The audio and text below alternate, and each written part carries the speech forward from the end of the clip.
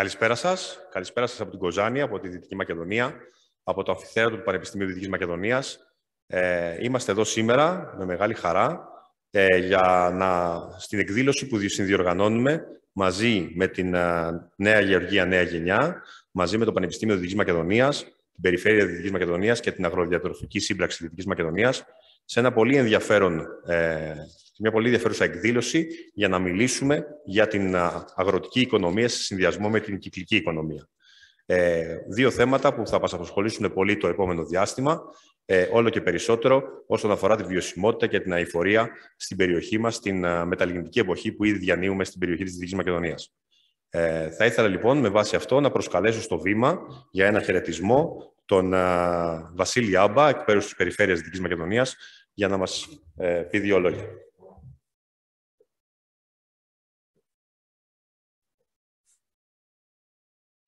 Καλησπέρα και από μένα. Καταρχάς να μεταφέρω τους χαιρετισμούς του Περιφερειάρχη μας, του Γιώργου του Κασαπίδη, ο οποίος όντας γεωπόνος, όπως και εγώ, είμαστε αυτοί οι οποίοι έχουμε πιστέψει πάρα πολύ σε δράσεις οι οποίες πρέπει να γίνουν πάνω στον αγροτικό τομέα και να μπορέσουν να εκμεταλλευτούν ακόμα και τους μικρούς πόρους, τους οποίους σε όλη αυτή την θητεία μας, την μεταπολεμική, δεν έχουμε μάθει να τους αξιοποιούμε. Έχουμε βρεθεί να έχουμε μια αγροτική παραγωγή και μια αγροτική ανάπτυξη, όπου πλέον χρησιμοποιούμε όλο και περισσότερους πόρους. Φτάσαμε πλέον σε μια στιγμή όπου προσπαθώντας να προστατεύσουμε πρωτίστως το περιβάλλον, έχουμε γυρίσει πλέον και έχουμε καταλάβει την οικονομικότητα των πόρων τους οποίους χάναμε. Και έτσι πλέον η κυκλική οικονομία, οι δράσεις όλες αυτές οι οποίες έχουν προταθεί τα τελευταία χρόνια στον αγροτικό τομέα βρίσκουν πάρα πολύ μεγάλη εφαρμογή και όσοι είχαν τις μεγάλες γεωργικές εκμεταλλεύσεις και μπορούσαν να καταλάβουν αυτό, το πόσο μπορούν να εξοικονομήσουν, καταλάβαιναν ότι από τη κάθε μία μικρή δράση είχαν και κέρδος. Όμως όσο εξελίσσεται η τεχνολογία και μπορούμε πλέον να φτάσουμε σε νέα επίπεδα που μπορούμε να εξοικονομήσουμε αυτούς τους πόρους, τότε είμαστε όλο και καλύτερα και στην προστασία του περιβάλλοντος. Με αυτές τις λίγες σκέψεις, ήμασταν αυτοί οι οποίοι αγκαλιάσαμε την πρόταση του Cluster να συγχρηματοδοτήσουμε μαζί με το πρόγραμμα της Νέας Γεωργίας Νέας Γενιάς την όλη την προώθηση της αγροκυκλικότητας, των κυκλικών δράσεων κυκλικής οικονομίας στον αγροτικό τομέα. Έτσι, βρισκόμαστε σήμερα και χαιρόμαστε ιδιαίτερα όπου και εκπρόσωποι από ξένα πανεπιστήμια, μαζί με το δικό μας, με το πανεπιστήμιο το οποίο είναι της περιοχής μας και που αναλαμβάνει τέτοιες δράσεις, είμαστε εδώ πέρα για να δούμε αυτήν την εκδήλωση και να είμαστε και εμείς μέτοχοι και κοινωνοί όλων αυτών των δράσεων οι οποίες προτείνονται. Με αυτό το σκεπτικό να εκφράσω την καλή επιτυχία της εκδήλωσης.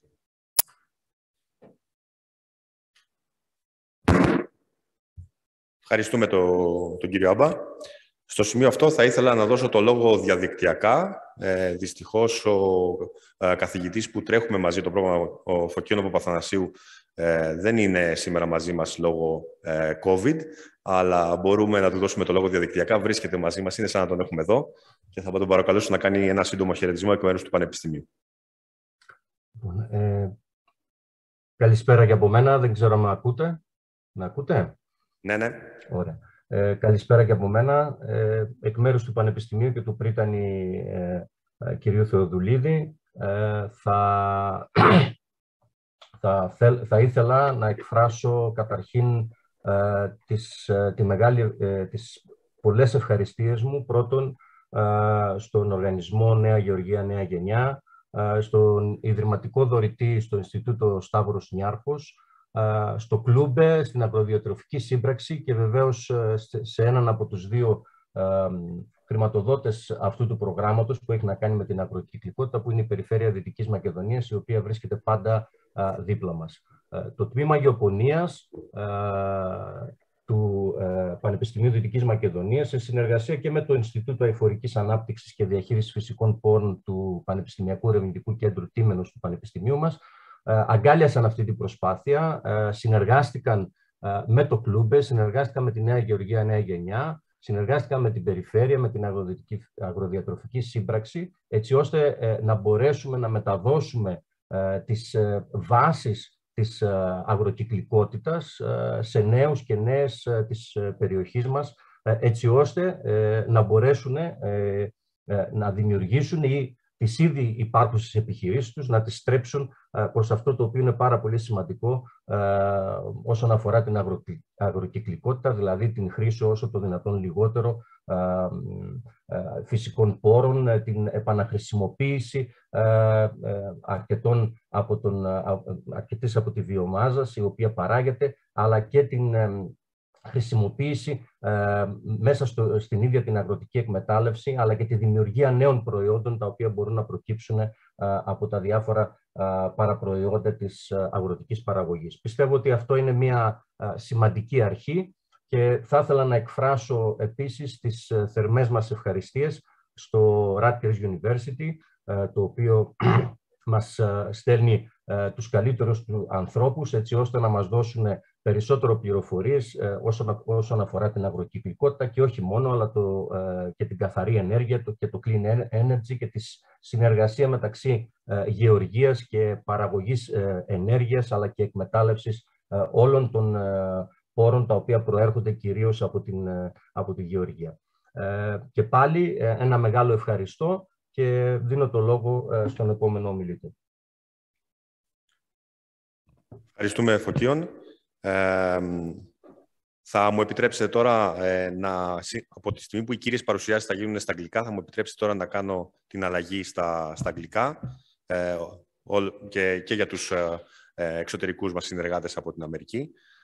So, I would like to switch now to English and make a special thanks to our esteemed colleagues, esteemed professors from the University of Rutgers for giving us the opportunity to discuss with them, to learn from them, and to have this very interesting event today. So I will right now give the floor to Professor Robert Goodman, Executive Dean, Emeritus Professor from the Rutgers University of the United States, for a small introduction. Professor Goodman.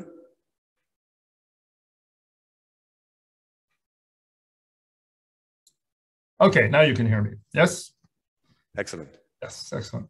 So from New Brunswick to Kazani, thank you very much for the opportunity to participate in this really important workshop, kicking off what we too hope at Rutgers will be a continuing and productive partnership to accomplish a very important goal, the transformation of the energy and agricultural economy of Western Macedonia. We began learning about the goal of moving away from the use of lignite in a meeting in 2018 in Thessaloniki with consultants with the World Bank who were engaged in the early stages of thinking about this initiative. Like you, they were very interested in exploring the broad opportunities for transitioning the economy toward new opportunities, including agriculture, not just away from a traditional fossil fuel. That is to rethink the ecosystem. The businesses, the employment needs and opportunities, revenues, renewables, and all of the other needs, of course, including education and training. While not in the same place or with the same challenges, we in New Jersey are also in the process of transforming our energy economy.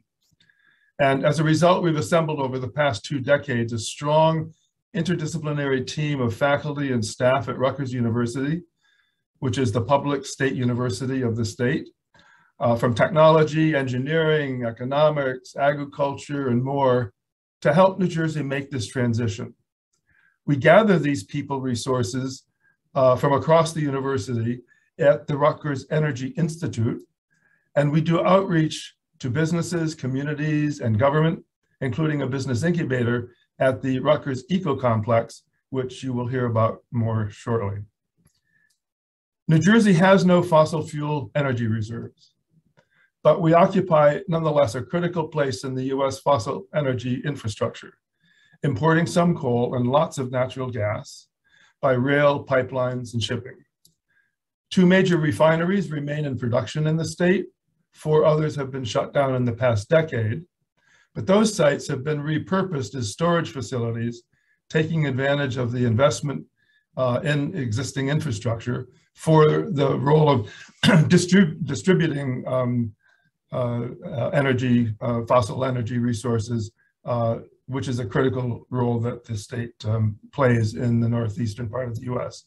We are the terminus, for example, of the largest pipeline in the US that transports refined fuels from the Gulf Coast to the East Coast, where about 1/3 of the US population lives, between Virginia and Maine, what we call the Mid-Atlantic, the Northeast, and New England. New Jersey was an early adopter in the US of the use of nuclear-fired electricity generation, though as a proportion of total electricity generation in the state, this has declined in the past decade with the closure of nuclear power plants, only one of which remains active today. Today, about 90% of New Jersey electricity is produced using natural gas, about 48%, or nuclear, 42%. Renewables, mostly solar, account for roughly 8%. The balance is from 2 remaining coal-fired plants, one of which will be shut down in 2024. What New Jersey has in abundance is renewable energy resources. Notably, these are solar, wind, and biomass. Solar is the most developed of these to date. Of the total solar output, 2/3 is actually from small-scale installations, largely residential and commercial, some on farms. These are rooftop photovoltaic panels. By state laws, these are net metered so that the owners benefit from the power they produce but don't use by feeding it back to the grid. 2 other renewable energy resources are organic solid waste, biomass, and wind. Offshore installations are in the very early state of implementation here. The future of New Jersey energy production is clearly, though slowly, moving to a renewable resources future. The near-term target is 50% renewables by 2030, with 100% by 2050. I'm delighted to be joined today by my dear colleagues, Gal Hoffman, who will speak first. He is an applied economist in the school here. Dr. Serpil Goran is a chemical engineer and works on the circular economy, energy, business incubation, and she'll tell you about the eco-complex. And then finally, Stephanie Murphy, Dr. Stephanie Murphy, who is a soil scientist and among other things operates our soil testing lab facility here at Rutgers. So with that, I'll pass the baton, as it were, on to Effie Lazaridou. And thank you very much for including us in this event today and for your cooperation and partnership. Thank you. Effie? Thank you, Dean. I see many similarities with West Macedonia compared to New Jersey. Yes. So this is a common ground for mutual cooperation and synergies. So thank you very much for being here today.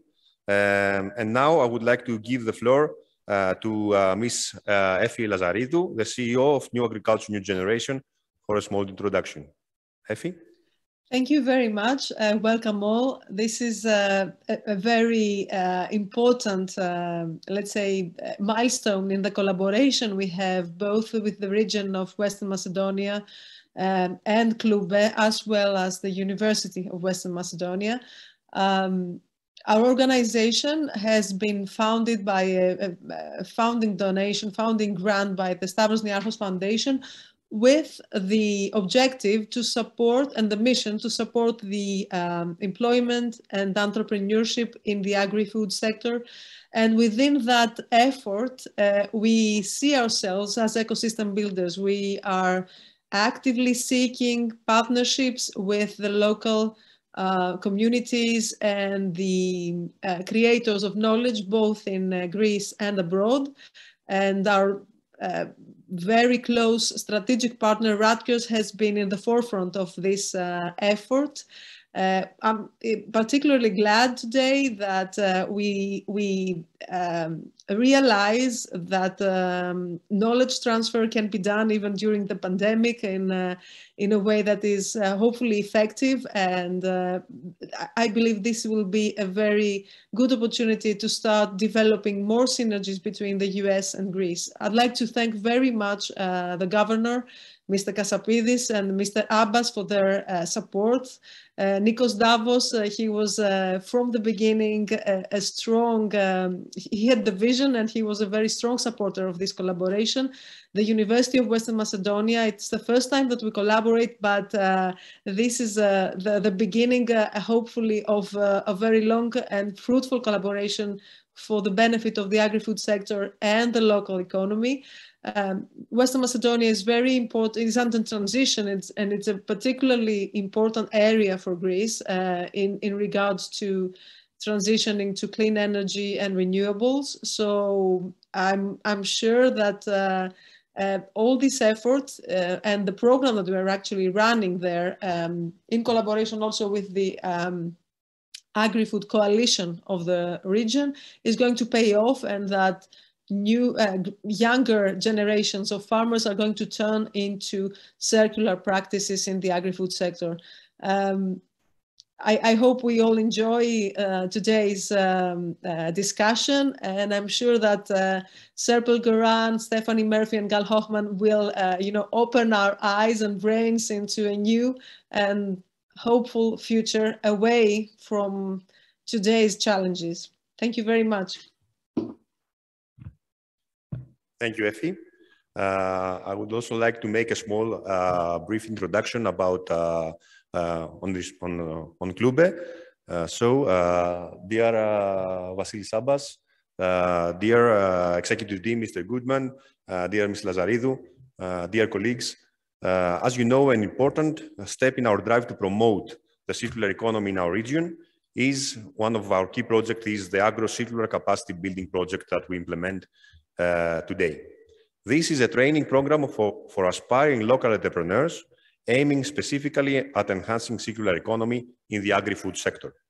It is co-founded by the New Agriculture for a New Generation and the region of Western Macedonia and run by Klube together with the University of Western Macedonia, New Agriculture, and the Agronutrition Cooperative of Western Macedonia. In the context of this program, the university professors have been training 73 local people in the latest innovative and circular practices in viticulture, fruit tree farming, aromatic and medicinal plants, and beekeeping. Complementing this, our own staff have been training the beneficiaries on the principles of circular economy, good practices, how to come up with their own ideas, how to develop their ideas into business plans and business models, and how to pitch them to investors. The Agro-Circular Capacity Building Program, together with other projects being implemented by Klube, included a social green project that we implement together with Enel Green Power, Wise Greece, and the municipality of Kozani, has the aim to producing a new generation of entrepreneurs who can create innovative and sustainable businesses in the agricultural sector. We see this as a major part of our contribution to the ongoing shift of the production model of Western Macedonia from coal, lignite, to clean and innovative practices with high potential for the development of the region. Overall, Klube is running both national and European research projects with the overall aim of promoting green growth in the region. Our international projects usually feature diverse and transnational consortia, allowing for an influx of valuable capacity and know-how in the region, including the piloting and application of green solutions that were developed in other parts of Europe. All of our projects are aligned to the needs and peculiarities of our region, and all of them invariably support the aims of the just transition. For example, the Model to Bio project under the Horizon Europe program is developing and validating an innovative model-based decision support tool that predicts the physicochemical characteristics of the bio-based residual streams generated in the agri-food sector, exploring the available alternative options for their valorization as feedstock and propose the appropriate steps. In another Horizon project, BB Twins, we aim to develop a digital platform for the organization of agri-food value chain processes using a platform based on digital twins, technology creating a real-time digital replica for physical processes in the agri-food industry. In yet another Horizon project called Nomad, we have developed and are currently testing a novel, modular, and mobile small-scale tech solution that will recover fiber and nutrients from digestate and use them to create high-performance biofertilizers that will greatly enhance local agriculture and at an affordable cost. Overall, as a cluster, we strongly believe in the value of partnerships and synergies as the key element needed in order to achieve meaningful change. This is as true for our region as it is on a global scale. In order to reach climate neutrality by 2050, effective collaboration is required between all stakeholders. This is certain. Only through close collaboration can there be only any possibility of finding global solutions to the world's current and future challenges. The central idea is that the only way to go forward is by going forward together. No country and no area in the world can be left behind in the global drive towards sustainable development. This has been clearly demonstrated by the ongoing COVID-19 pandemic, the current international situation, and the ongoing energy crisis. These are challenges which cannot be overcome without effective global cooperation. So now I would like to pass the floor again to Professor Goodman for the introduction of your colleagues and to start the speeches about very interesting things. Professor Goodman? Again, thank you very much. We're joined today by three of our wonderful faculty members here at Rutgers, New Brunswick, and also in the New Jersey Agricultural Experiment Station, which is a statewide organization that's affiliated with Rutgers and provides agriculture, nutrition, other kinds of outreach opportunities to serve the people of our state. Gal Hachman, as I said, who's originally from Israel, he says many years ago, is an applied economist. You'll hear from him first. Dr. Serpil Goran is a chemical engineer and director of the Eco-Complex. You will hear from her second and learn a bit from her also about the Eco-Complex. And then Stephanie Murphy, Dr. Stephanie Murphy, who is a soil scientist and who directs the soil lab here in the experiment station, which provides statewide services for soil testing and other related services. So with that, Gal, I think it's over to you. Thank you, Bob, and thank you for inviting me. And I look forward to hearing from the others, and this is a nice opportunity. I will offer an overview that will kind of feed into both the talks of Dr. Serpil Goran and Dr. Stephanie. And I will talk a bit about the synergies between agriculture and the energy sector, which I think that during the last 2 decades became much more extensive. There are opportunities and there are challenges, and I'll try to point to some of them as we go through it. Much of the discussion is built on the insight that we have developed in the last 2 decades. This is a figure from the National Academy report in 2018. We are located at this point, and if we move forward as business as usual, we are increasing our emissions substantially. However, we need to move towards the red line and to meet any reasonable objective in terms of mitigating or alleviating the effect of climate change. To that matter, we're looking, or the communities are looking at conventional abatement technologies from solar and wind. As you heard, New Jersey is heavily invested in solar and is expanding now to wind and to biomass. There's also ag photovoltaic, the idea of using solar within agricultural farms while preserving the use of land for agricultural production, and Rutgers is also leading some of that research. Other avenues that the world is looking into is to reduce the emitting technologies and their impacts. And finally, there is the importance of carbon removal technologies, both biological and geological. And Dr. Stephanie will talk about the biological component or the soil health component of that. When we look at the world as a whole, agriculture is a big sector in terms of emission. A quarter of the emission globally is coming from agriculture and forestry and other land use changes. When we try to break down agriculture, it's a very complex setup in terms of emission, in terms of production from livestock to land management, as well as some of the potential that it offers us. Agriculture is unique since it is a mitigating potential for outcomes of enhancing the removal of greenhouse gases, but also reducing emissions through management practice of livestock and land. To this end, this talk will focus on 3 areas. 2 of them covered by my colleagues later on much more deeply, and they're experts much more than I am in those areas. But I also mention another one, which is bioenergy. I think that has an importance. We should not overlook it when we look at agriculture and energy. Starting with soil health. When we look at soil health,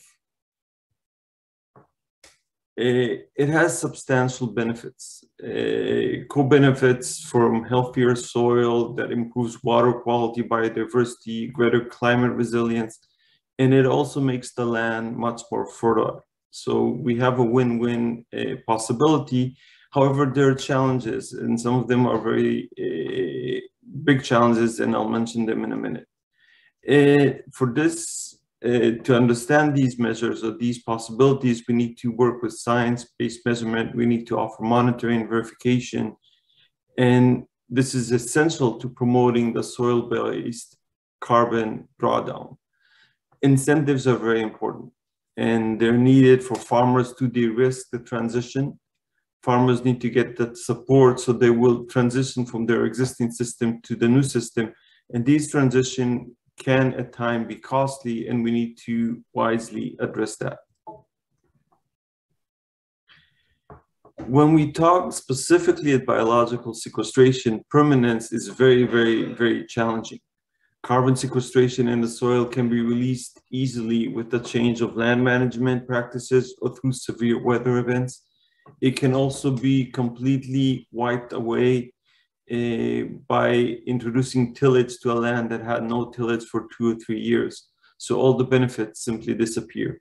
This is a big challenge that the US right now is facing. There's some thought in the US, I know in the US federal government, to introduce it as a basket of goods, a commodity being sold that includes carbon amenities.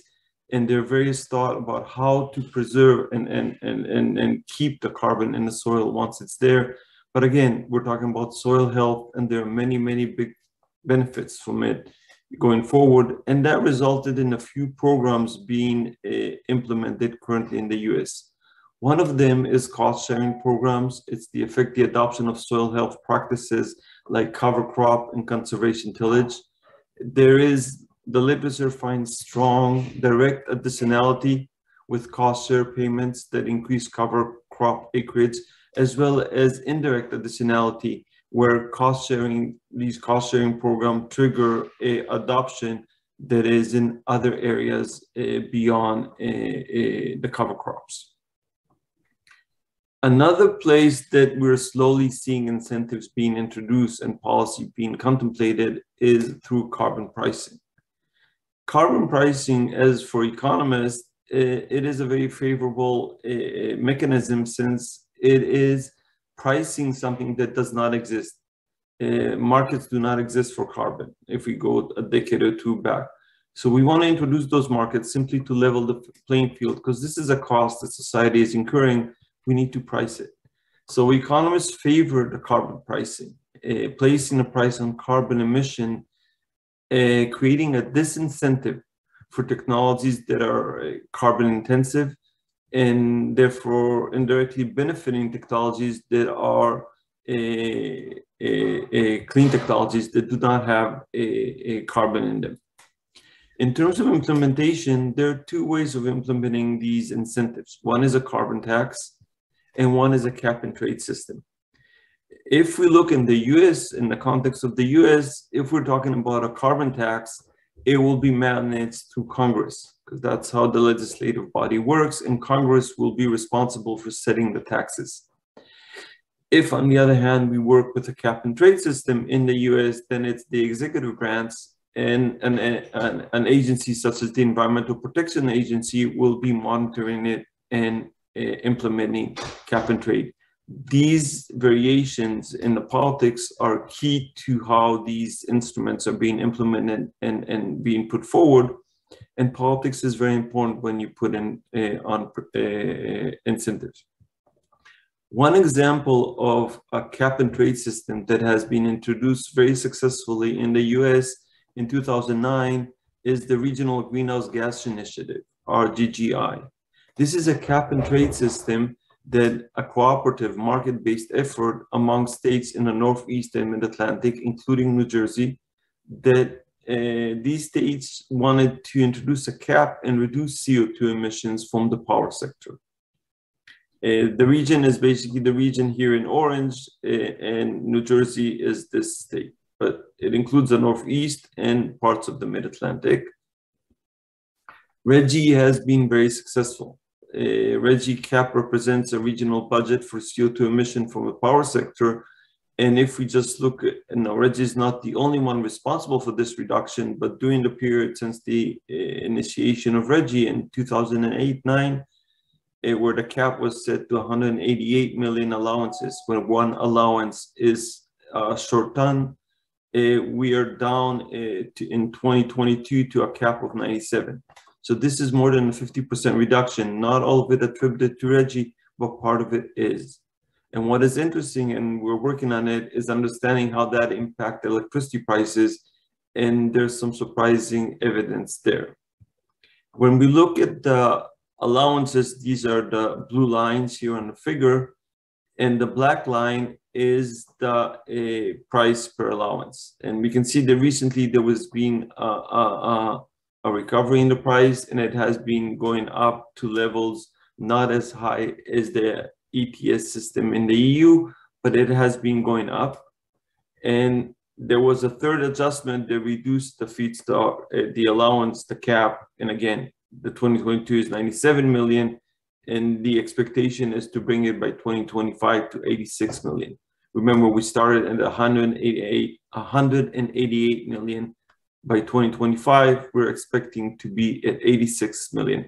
Now, this is more than this reduction in emission in our region. In this region, the region we're discussing right now, is more than double that of the US as a whole. And a key difference between the rest of the US and our region is the RGGI initiative.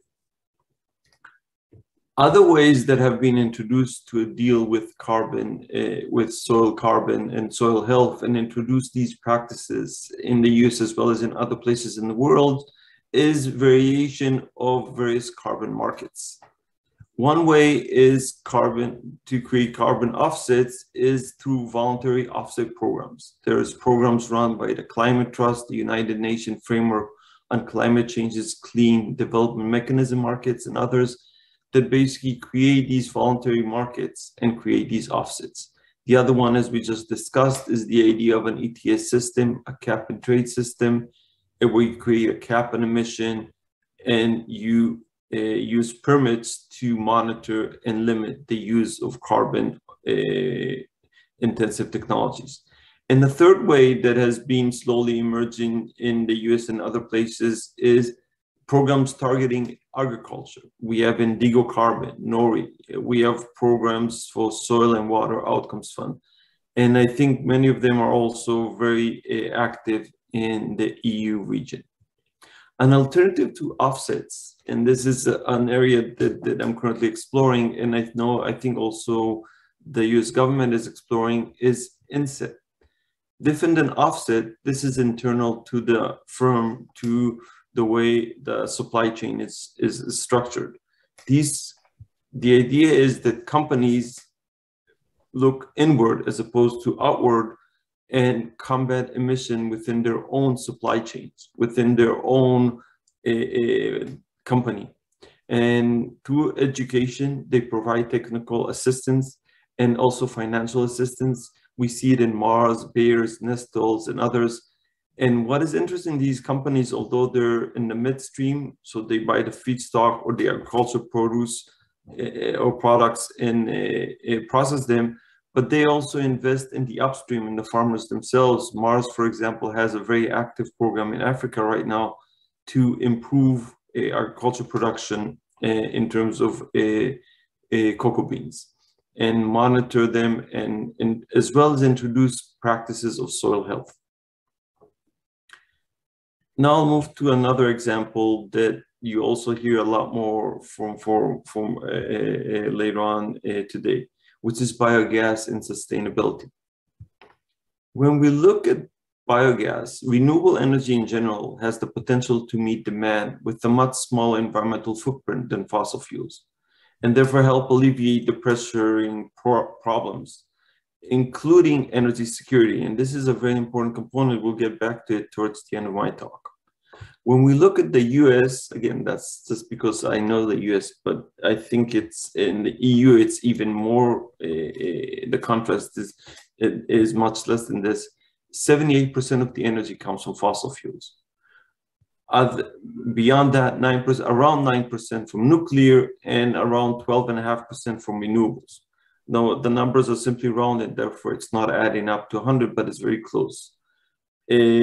Renewable is this slice, and we want to increase this slice. And we have mature technologies that are built on the utilization of waste, from food waste to municipality waste and wood and agricultural waste. These mature technologies include anaerobic digesters, which is the process of various organic waste streams to produce biogas, which is a nutrient-rich solid digestate. It's a soil amendment. It can be also a liquid digestate, typically used as an organic fertilizers. And the biogas can also be upgraded to biomethane, which is a renewable natural gas that can be substitute for natural gas. An alternative technology that is actually most used today is landfill gas. However, it has some problems with its ability to cope with biogas. So it is less efficient than anaerobic digesters, but it is used extensively, particularly in the US, but in other places also. When we talk about organic waste for renewable energy or biomethane, we can talk about residential waste, which is the post-consumer. It comes from wastewater or food waste. And food waste is very important in New Jersey, and Dr. Guran can definitely speak to that. There's commercial organic waste that comes pre or post-consumers, either from the farms or from the supermarkets or restaurants. We can also talk about organic waste or institutional, including our school, Rutgers. And I know some projects are being slowly developed at Rutgers to understand how to utilize that feedstock, this organic waste, food waste, into the biogas production and what can be done with that. When we talk about waste streams, and again, this is just the tip of the iceberg, and others can really expand this, it's very important to understand where the waste stream is coming from. Because if the waste stream is very heterogeneous, it creates many, many challenges to the, let's assume you're using anaerobic digesters, to the technology to cope with it. We should aim for or strive for a very homogeneous technology, a very homogeneous stream that can feed into an existing technology that deal with the impurities and others and produces a clean stream of biomethane. And that is very important. So mapping the food waste and understanding it is one of the key steps that will need to be taken in order to implement waste to energy. But it does have a lot of potential. However, we need to be aware of the importance of understanding the waste streams as they come to the industry. Work I did using NREL, which is the National Renewable Lab located in Colorado, they have some various numbers, and we simply simulated the cost of anaerobic digesters, and these are the costs that we calculated. This is US dollar per megawatt produced, and this is the value that is being created over the life of the plant in millions of US dollars. There are some ways and thoughts of introducing the cost of carbon into the accounting, and that can definitely reduce the numbers that I've reported here. The third example that I'll talk about that again looks at the link between agriculture and energy is bioenergy, carbon capture and storage. When we look at these technologies in the current period, in these years, there are three aspects that can that are supporting the recent growth we're seeing of commercial CCS projects all over the world. We can see it in the US very extensively, and we also can see it in Europe. There's the North Light right here, and there's Britain that is also very actively involved in hubs that utilize CCS technologies, either to capture the carbon and sometimes even to capture the carbon and to produce a clean hydrogen. In the US, it is enhanced by tax credit. 45Q is one of the prime ones that result in this new awakening of CCS technologies. The hubs and clusters, as we just mentioned, the North Light is one of them. These are very impressive projects that show much potential in hydrogen production, where you use CO2 together with electrolysis to both create electricity and hydrogen. It is the technology that is showing much potential and is being looked at and investigated. Again, many of these projects exist in Europe, so this is an opportunity to think how this region might be able to connect to it. This is taken from Carbon 180, their annual report. You can see here, there are numerous industries from biorefining to chemical to hydrogen.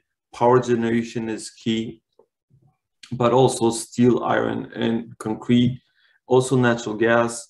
The red dots are commercial projects that are ongoing. They're located, as we saw, all over the world, from Europe to China to US. The blue dots are projects being under development right now and should be commercial soon. The black are under construction. So there is this awakening and the new push towards CCS. And in the context of CCS, bioenergy becomes a very interesting technology.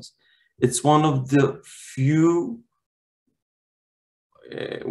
very few processes that actually lead to carbon negative.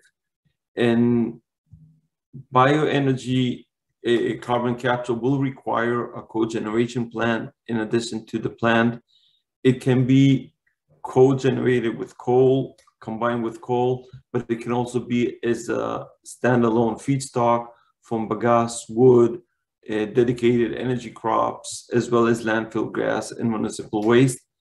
And these projects have big potential in the sense that they don't only become carbon negative, but they also produce electricity and generate value to the region. And we're working on that to try to identify and best understand the economic implication from these systems. I think in the context of climate change, or when talking about policy, it's important to understand it in the to also understand the synergies between energy security. Previous work I did suggests that it's not only relevant in the US, but it's also relevant in other places, including Europe. And energy security is a very important driver. It is a big driver when we talk about the energy, the 2005 energy plan that was introduced, as well as the 2007 in the US. Energy security is something very powerful in finding path to use energy security to benefit climate. Finding these synergies can be very fruitful and very promising, as we saw in the past. And when we look at Europe now, for not happy reasons, there is a war now. However, that war reminded many of the dependency of EU on Russian natural gas. And resulted in Europe searching for alternatives. One of those alternatives being discussed right now at EU at different levels is the use of biogas and biomethane. And that has a big potential, especially if EU will manage to scale up biogas and biomethane production as a promising low carbon sector that offers important medium-term upsides for the EU's domestic gas output. And again, once you scale it, the biogas to biomethane, it is equivalent to natural gas. So they can be used in the same system, in the same pipeline system, by the same plant and so forth. The same consideration applies to the production of low carbon hydrogen via electrolysis. And again, that shows much potential.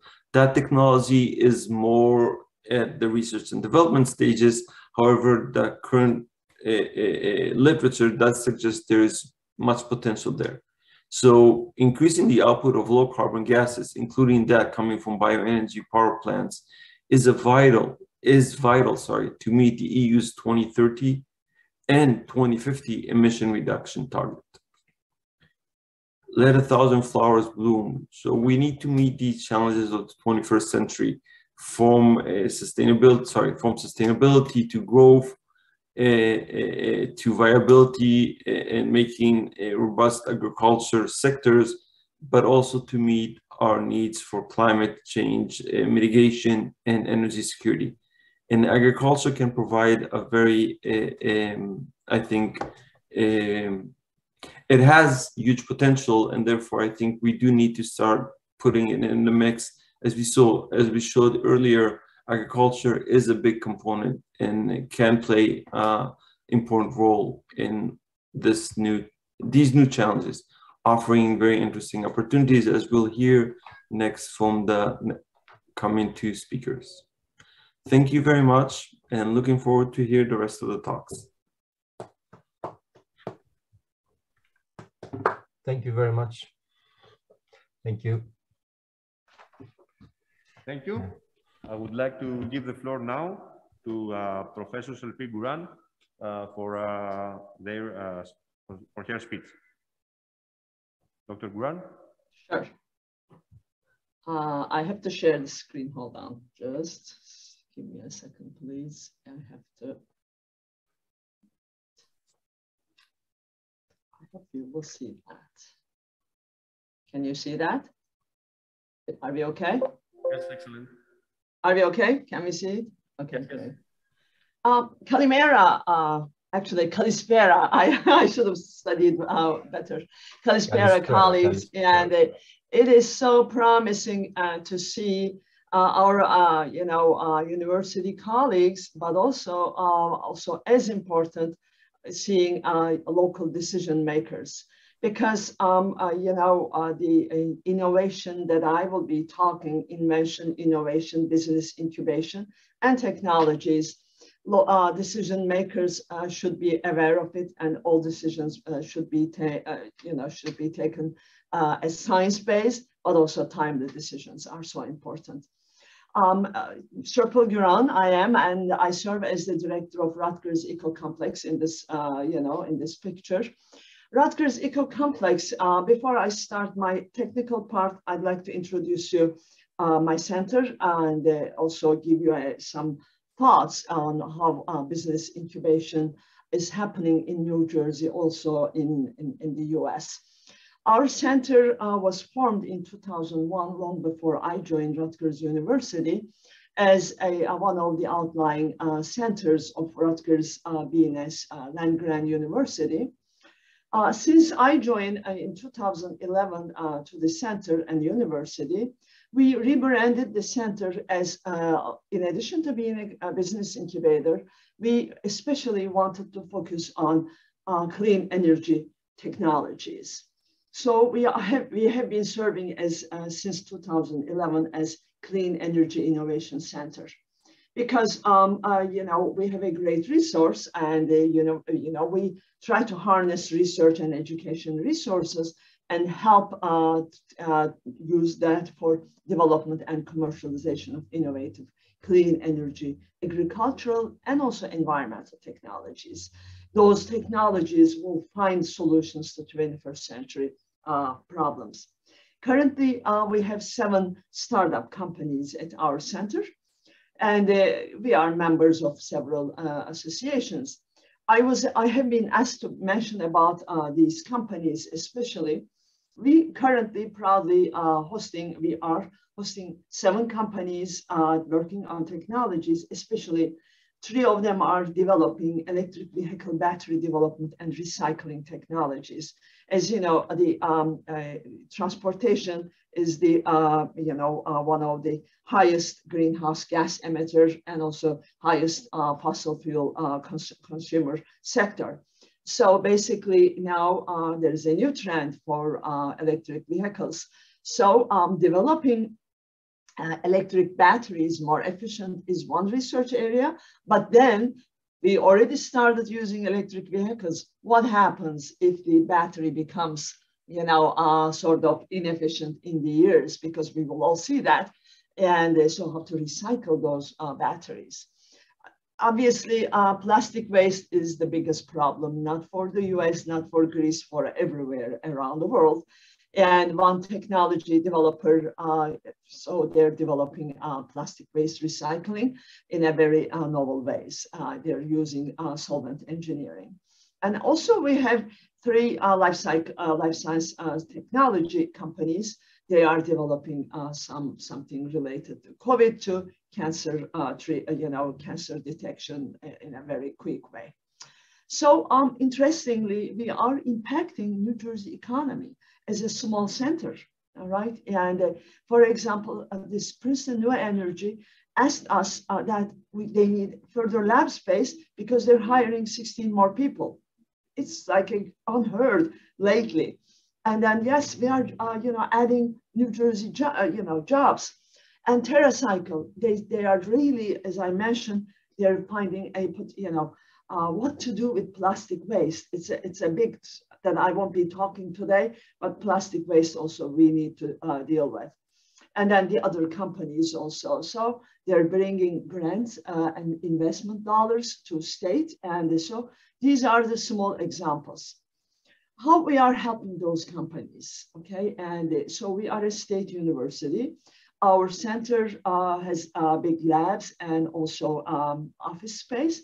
So we developed one accelerator with federal government funding. And so we are still pushing this program because, as you would agree, if it's a university student or any person out there, if anyone has an idea, that doesn't mean that that idea is going to commercialize.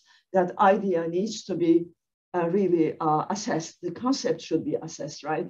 And then development, scale up, and then testing, verification, and then launch.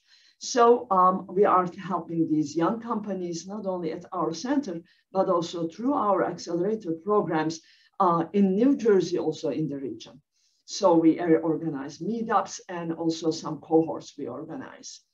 Our interest, as I mentioned, clean technologies, solar, wind, that I will be mentioning a little further, and energy storage, and also biomass and waste.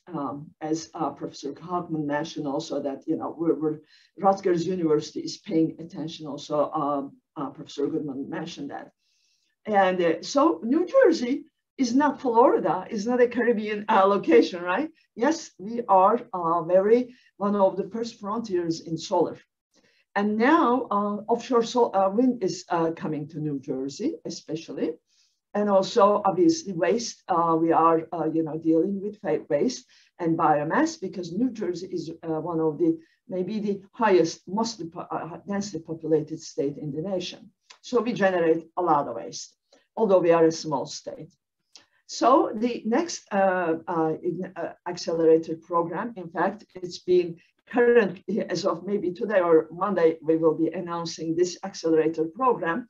It's an Wind Ignite accelerator program because offshore wind, as I mentioned, is coming to New Jersey. It's already in New Jersey, actually. These developers coming from Europe mostly, and the big developers. So New Jersey startups, innovators should keep up with the big developers because offshore wind involves between 90 and 100 different types of sectors, from cable production to transporting crews from shore to the turbines. Obviously, I'm not even talking about the, excuse me, how the turbines and the blades and so how to put them together, the port operations. However, while we are dealing with tier 1 big developers coming from Northern Europe, and also time is money, as you would appreciate, how our small innovators and small business can keep up with this. Can they be an efficient supply chain partner with those companies? So we are trying to especially create this accelerator program for those small folks. And also we are trying to focus women and also minority-owned companies and innovators and startups, because it's a justice era, right? We're talking about environmental justice. We're talking about social justice. We're talking about energy justice. But also, we should really talk about innovation justice. So the underprivileged, underrepresented innovators should get the opportunity, and they should have a seat at the table. So that is why we're announcing this accelerator program. It's going to be about 5-6 years long. So you will hear more. Excuse me. Yes, today's subject matter. It's I borrowed this Herculean task thing from one of the publications coming from our Greek colleagues. And the state of waste. Waste is a problem everywhere, and I bet it's a problem in Greece too. And I didn't mean to put these statistics you already know that, but it is important to put things into context. That is why I am putting these. And it's great to hear that National Waste Management Plan was introduced in Greece. It's wonderful. And what I am a little bit interestingly, maybe in the discussion session, we will talk about this. There are some scenarios under consideration. Yes, construction of energy recovery plants for secondary fuels, but also, feeding waste to generate energy at maybe cement plants. Maybe in the short term is a good idea, but directly burning waste already created interesting, not so good results in Northern Europe and also in the US. So incineration is a little bit of not so much recommended approach, but we will discuss obviously. And so I'd like to talk about a little bit, everybody's talking about circularity. We are talking about, and around the world, it's a new concept. But also, what is the synergy between waste, energy, and also linear waste disposal thing? So what we've been doing is basically, even if it's a material or a plant or food material, we either manufacture or we grow stuff, right? And then we either consume or use it, and then we throw it away, unfortunately.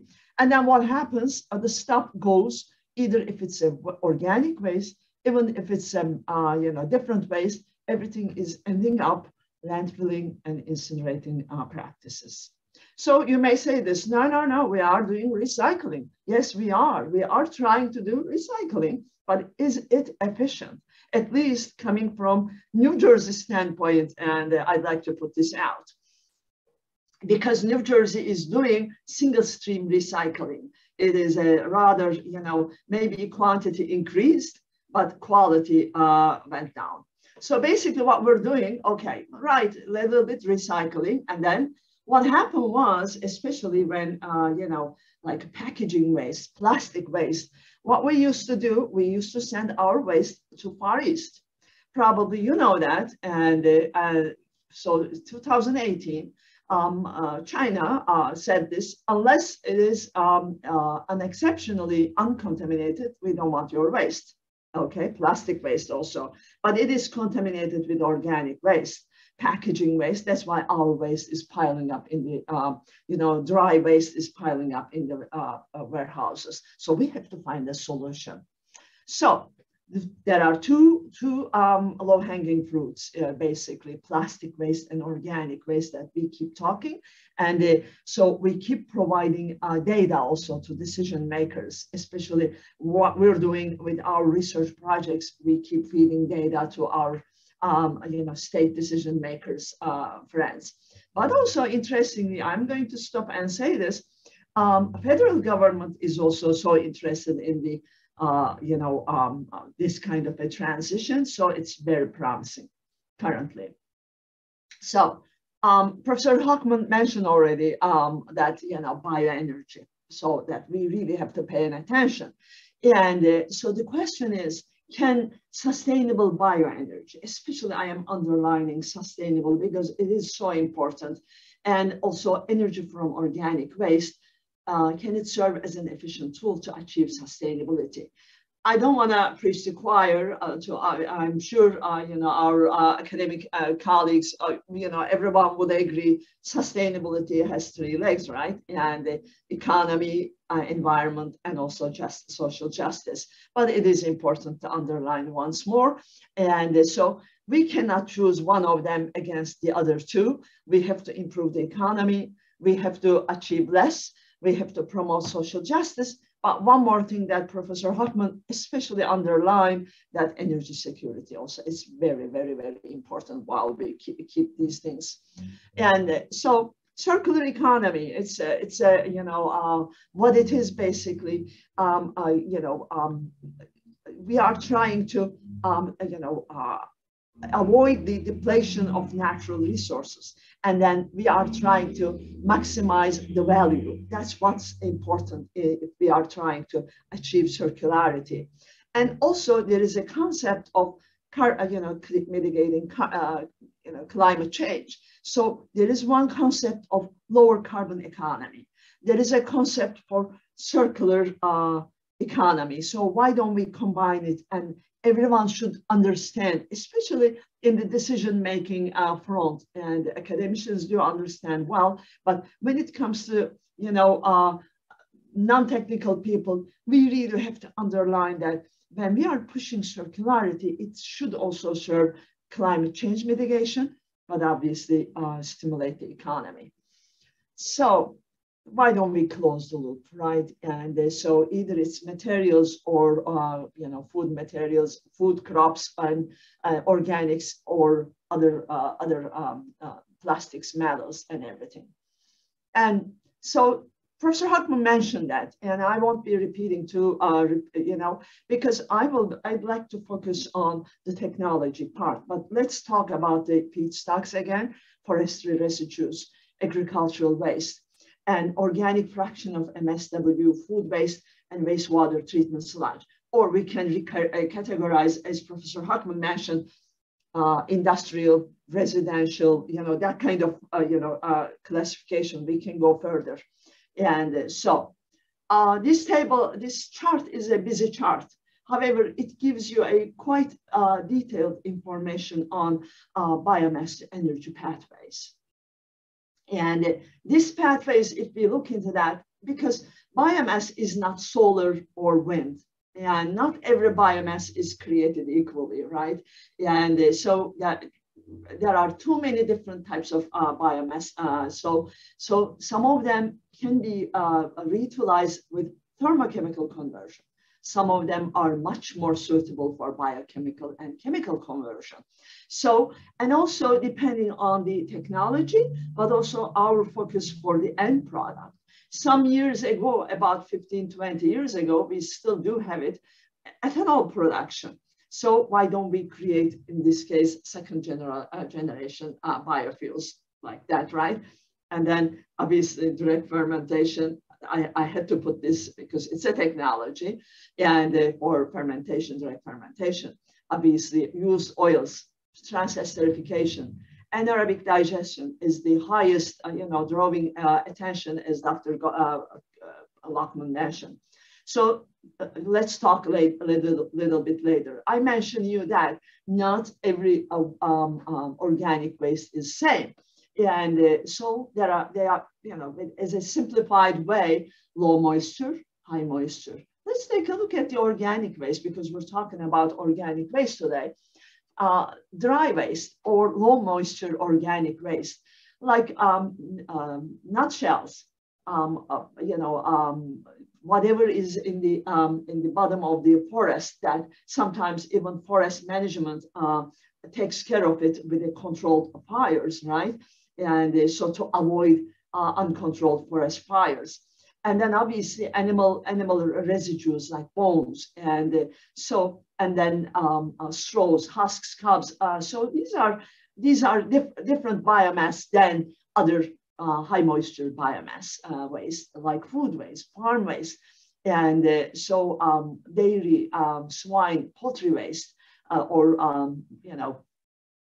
wastewater sludge, and part of MSW, because we collect our trash and then we put everything into the bin, and so it goes to at least in New Jersey currently. Highly percentage goes to landfills. Just I can take a little break, because New Jersey passed a food waste recycling law in 2020, and it came effect in 2021 October. With that, in New Jersey, commercial and institutional and industrial waste generators, food waste generators, cannot anymore put their food waste and send it to landfill. Okay, and so I'm continuing. And so basically, New Jersey now is starting food waste recycling. And so we are having a new, anaerobic digesters popping up as those facilities in the state, hopefully. We have already one. So, current practices, it's basically around the world, but especially in New Jersey, in the US, residential kitchen organic waste, they all end up in the landfills. Commercial waste, most of the landfills, but probably they won't be able to send them anymore. But the most important message that I'd like to share with you, and I am sure, and I hope you will agree with me, we need a paradigm change. Organic waste should not be buried and underutilized. And because also Professor Hockman mentioned about landfilling. Yes, landfilling has been practiced for a long time. Still, we have big landfills in New Jersey. The main problem is when we're trying to generate circularity, what happens is you're getting the energy out rather inefficient way, but then you're not recovering the nutrients. If we don't recover the nutrients, we're not closing the loop. We're not, those great nutrients are buried with other stuff in the landfills. So basically, and then we need to go for fossil-based or mineral-based fertilizers. So that is why we need to do this, at least divert food waste from landfills. This clarifies exactly what I'm trying to say. Example is an apple, right? And the apple orchard, not every apple becomes a product. There is an organic waste, or farming uses fossil-based power and fuel and fertilizer. And then that apple or maybe carrot or whatever, it goes to food processing, giving an example to, pie. It could be whatever, applesauce. So the food processing industry heavily using fossil-based fuel. And then they're creating organic waste. Because we are not, we won't be eating apple cores, right? And then distribution, we create waste. Distribution consumes a lot of fossil-based fuel. And then it comes to supermarkets or our kitchens, right? And not everybody eats their, everything is on their plate. We create a lot of food waste. And so apple cores, even if we eat the apple skin, we don't eat the apple core. So everything ends up in the landfills. And so landfills are leaking. 100% recovery is not possible. And some landfills claim that they're, efficiently 85%. But I have to tell you, in the US, as are around 65 to 70, if they are doing good collecting the landfill gas. Again, as I said, it is we are not recovering the nutrients. If it goes to food waste and organic waste, if it goes for incineration, what happens? Interestingly, all chemical engineers, all engineers would understand, or anyone, you don't want to heat the water, right? Because they're feeding wet waste into incineration and then they're burning it. The point is, because their efficiency may go down a little bit, the most important is they're receiving the waste. The tipping fee is so high. That is why they would like to get that waste and feed into incineration, because in New Jersey, it's $85 per ton. So it's a simple math. It's a good way of making money. So anaerobic digestion, and Dr. Hockman mentioned that digestion. So we can put the all organic waste in a digester, and then we can generate the gas, and then moisture removal, and you can generate clean power. So this gas can coexist with natural gas if there is a natural gas supply.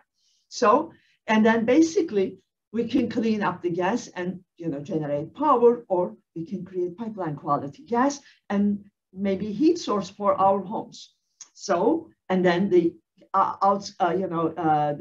digestate coming out from the digester is a great feedstock for composting. So basically, in this case, we are not avoiding composting. So because in the composting also, I'm talking about industrial composting. So you do composting, but you don't get the energy. You need an energy too, So if we have fully renewable energy, yes, let's do direct composting. But so I'm talking about industrial composting can utilize the feedstock coming out from anaerobic digestion. So with this, we can close the loop, simplified, and I'm just showing the carrots this time. You can produce carrots, make a soup, send it to distribution, and then, and the soup is at your table. But then everybody is sending their waste into digester. In this case, you have low carbon electricity, heat, fuel, and then your fertilizer, and the compost and fertilizer goes back to field. So basically, simplified way of closing the loop. Where to locate the digesters? And so obviously it's not easy. Size and efficiency, they go hand in hand, and in any facility. You don't want to put digesters behind every school cafeteria or supermarket because they could be inefficient. So centralized digesters would be more efficient, not only environmentally, but also economically. Permitting is so important. I am sure it's everywhere. And the large scale, I said the efficiency is very important. And then track trafficking and odors. And so we have to take care of, and we have to use state-of-the-art technologies, locating them at large farms, solution, and locating them at the landfills so that landfills can receive source-separated organic waste. They can still bury the dry waste if they wish, but we can put the source-separated clean food waste in a digester. And the following is the wastewater treatment facilities. So digesters are there. However, in New Jersey, by a law, we don't want to put organic waste, especially food waste, in the wastewater treatment facility digester. It is good for generating energy. However, if we are talking about soil health, again, if we are talking about circularity, because food waste and human waste, when they are mixed, human waste has heavy metals and so a lot of pharmaceuticals. So basically, you cannot use for a fertilizer. So at least in New Jersey. So why don't we utilize, in this case, low moisture organic waste now? As I mentioned, it's not suitable for digester. You have to wait quite a bit long if you put the animal bones or nutshells in a digester. So why don't we deal with them with a gasification, pyrolysis, or hydrothermal liquefaction kind of technologies? We can produce fuel, we can produce biochar, and we can produce power. Professor Murphy is going to talk about that extensively. So char also is very important when you're generating energy. the remaining of a biochar could be used for carbon capture and storage. She will explain further, but also it's going to, it is a prepared material. At least researchers are looking into that for soil remediation. So we need to plan ahead if, we will discuss these things, but in any technology, any local decision-making is happening, we engage decision and policymakers. That's why I was so excited to see the decision makers. And also for the waste, we have to avoid contamination. Plastic waste and biomass food waste are so convoluted, and especially post-consumer waste, and also even pre-consumer waste, commercial waste, outdated vegetables in a package with plastics. So there is a big problem with contamination. And also we have to improve the collection and sorting, and so enabling secondary markets. And because also my other hat is developing developing markets. And so innovative thinking reutilization always helps. And there is always better than best, I believe. And long-term, mid-term decision-making. Again, creating energy security along with bioeconomy is going to help locals wherever it's being created. And policies and intervention for decoupling organic waste from MSW is so important. We're trying to, achieve that, how to avoid organic waste mixing with MSW in New Jersey, but we still have even over here a long way to go. So again, just to repeat, effective regulatory management and implementation infrastructure. Infrastructure is really a key, essential. And institutional infrastructure, like we're talking about, Rutgers University is going to deal with its own food waste. And then regulations and market-based incentives will help always. And then it is going to pave the way for transformation. I mentioned that our federal government also is so into this, and they're working on green transition. And so even State Department invited me next week. I will be attending green transition,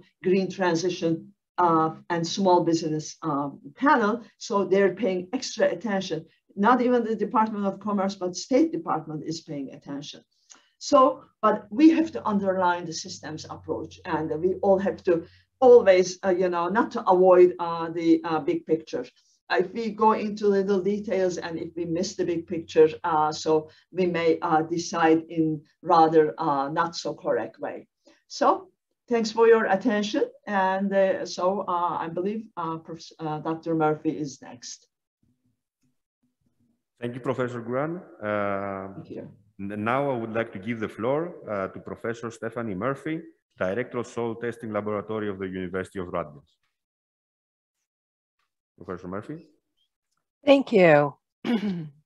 Glad to be here, able to speak with you and join my colleagues at Rutgers to help you with this project. Again, my name is Stephanie Murphy, and in my role here at Rutgers University, I'm responsible for the soil testing laboratory, as you've heard. But I also have opportunity for teaching and participation in outreach and research.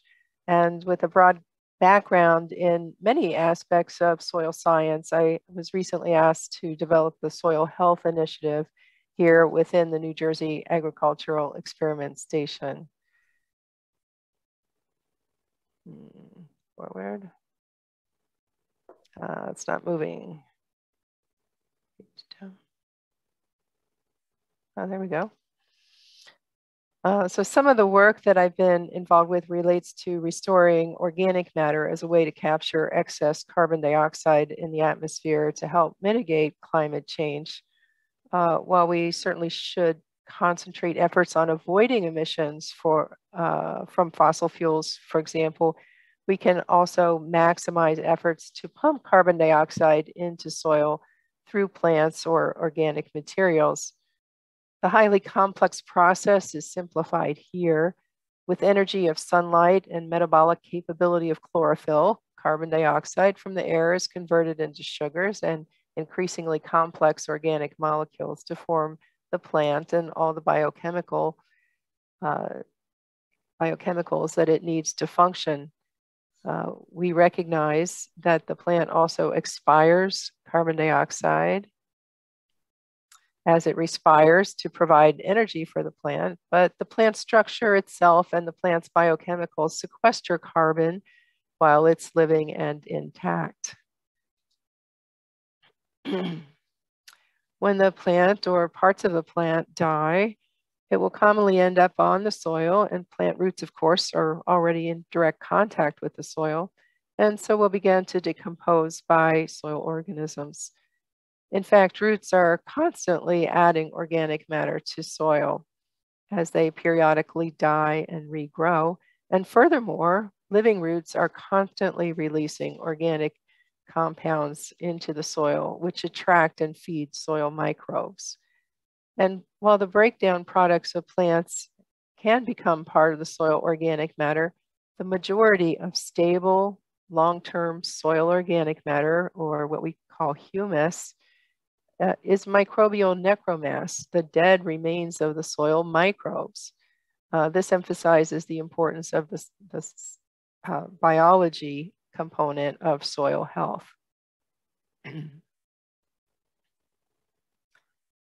So this soil organic matter is a key indicator of soil health. Besides supporting the food web underground, it provides important physical and chemical properties to the soil. When we consider the different measurements that we make to assess soil health, we find that organic matter influences nearly all of them. So if we look at the physical aspects of soil health, like aeration, structure, density, drainage, infiltration, water holding capacity, those are all affected to some degree by the organic matter content of the soil. The microbes in the soil and the other organisms in the soil, the whole food web depends on that organic matter, of course, for both energy and nutrients. And the organic matter also affects the chemical properties of the soil. So with a healthy soil, you have all these favorable conditions: you have fertility and nutrient holding capacity, enhanced water holding capacity, development of soil structure that has implications for infiltration and erosion control, and the biological diversity. But by extension, the soil also then provides resilience, the capacity to avoid risks related to things like heat, drought, or flooding, compaction, etc. So healthy soils are more resistant to erosion and therefore help to avoid water or air quality problems. And because of natural cycling processes occurring in soils, it minimizes waste.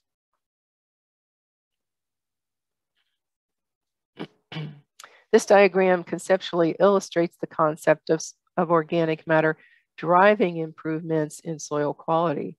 With good management, greater organic matter leads to better aggregation and infiltration, followed by water and nutrient retention, reduced erosion, and theoretically greater productivity. In this diagram, notice that time is not specified here. It may take a decade or more for these effects to take place. And also notice that there is a plateau. It levels off as the soil reaches an equilibrium with a specified management scheme.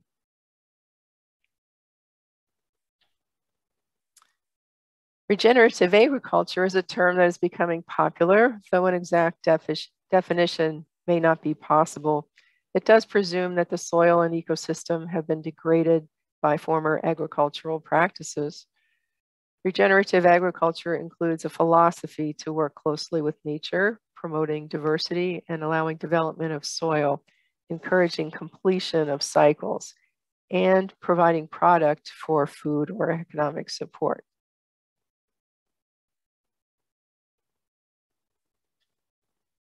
So I'd just like to go through some examples of practices that can be considered regenerative. Cover crops are being adopted by many farmers in the US, where once it was desirable to have a monoculture of a commodity crop with bare rows in between.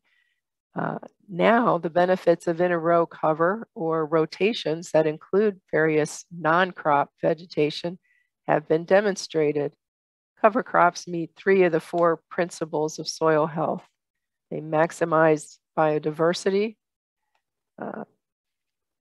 include living roots in the ground at all times, and protect the soil surface. While there are many variables to consider, such as plant species, seed costs, timing of the seeding, and compatibility with the commodity crop or in a rotation, much knowledge and experience has been gained in the past 20 years from farmers as well as from researchers. So there's good information from experience as well as from the research. And here are some of the common benefits cited when details have been worked out for a farm's specific circumstances. Preventing soil erosion, as we said, with a cover on the soil at all times, and living roots within the soil helps to deposit more organic carbon, pulling that carbon out of the air and putting it into the soil. Alleviating compaction, particularly with crops such as the forage radish, which helps to break up compacted soils. You're trapping and recycling nutrients rather than allowing nutrients to leach away to groundwater, for example. If you include legumes in your as a cover crop, you can fix nitrogen that would be available then for the next crop. Having a cover crop can break up cycles of pests, their life cycles, so that you don't get high densities of the pests that would be devastating to the commodity crop. Cover crops can support pollinators, the bees, and other insects and types of pollinators that are essential for agriculture. And the cover crop can act as a mulch. You see in the bottom photo here where the cover crop is being pressed down. This is a piece of equipment called a roller crimper, which just smashes the cover crop to the ground, and you can plant right into that mulch so that the commodity crop comes out through it. But meanwhile, that dead cover crop conserves moisture in the soil. It helps to moderate the soil temperature. It can act as weed control. And also it has served a purpose in keeping your produce like pumpkins or squash or even tomatoes clean from soil splash and keep the soil away from the produce. So here is a case study that I'm very familiar with. It starts at a vegetable farm in southern New Jersey where the soils are sandy and many years of use had depleted the soils of organic matter. Meanwhile, local towns had a dilemma of what to do with tree leaves that were collected from citizens' properties. The leaves used to be buried in a landfill, but as I understand it, since 1987, that wasn't allowed anymore. This eventually led to the farmer's concept of spreading the leaves on his fields to decompose to enrich the soil with organic matter. The leaves are usually aged for a season before applying, not composted, but just aged for a year before applying. Of course, this too requires special management and planning. Only 1/4 of this farmer's fields are in vegetable production in any one year, as he follows a 4-year plan shown here. Notice he is also using cover crops, including a legume, just prior to planting vegetables. There is the extra costs of grass and cover crop seed, and equipment to spread the leaves is needed. And there are many logistics to be worked out with permitting and cooperation with the municipality to to get the leaves to the farm fields and so forth. But this farmer's vegetable crops are in high demand and receive a good return for the investments that he makes.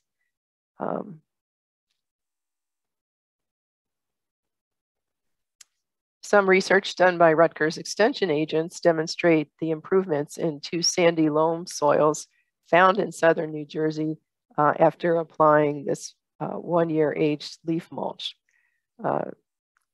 There's 2 different soils here, the Ara gravelly sandy loam and the sassafras sandy loam soil. Okay, both of them start with just about 1% or 1.2% organic matter.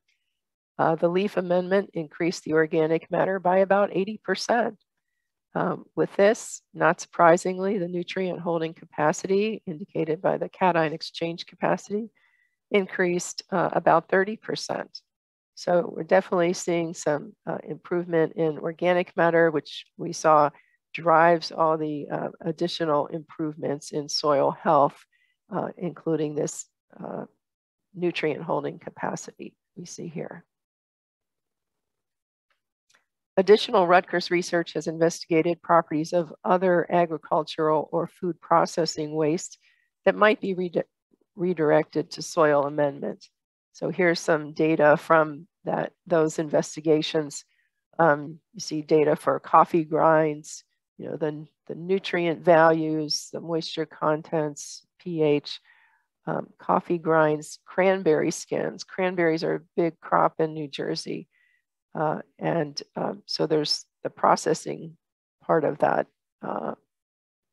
of that fruit to deal with. What do we do with that waste? There's spinach and carrots, string beans and green peppers, tomato skins. Tomatoes are another big crop in New Jersey. So we've looked at all of these types of waste and tried to assess how they would be, how they would affect soil and the subsequent crop production.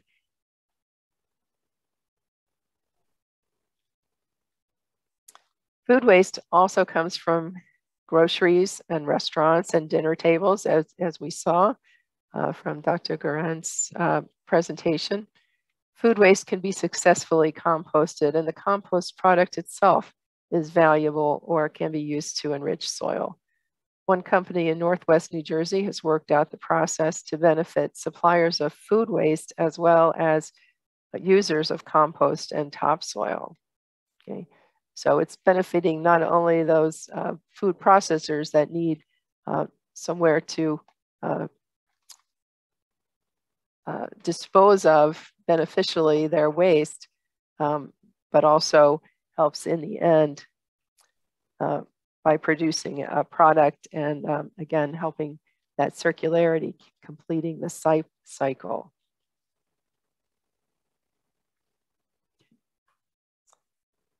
So as Dr. Guran mentioned, one of the big problems is being able to separate those food wastes, and but this company in Northwest New Jersey is able to do this successfully. They accept the waste product or the waste for a fee. So they're gaining just by taking on this, this job of composting the food waste.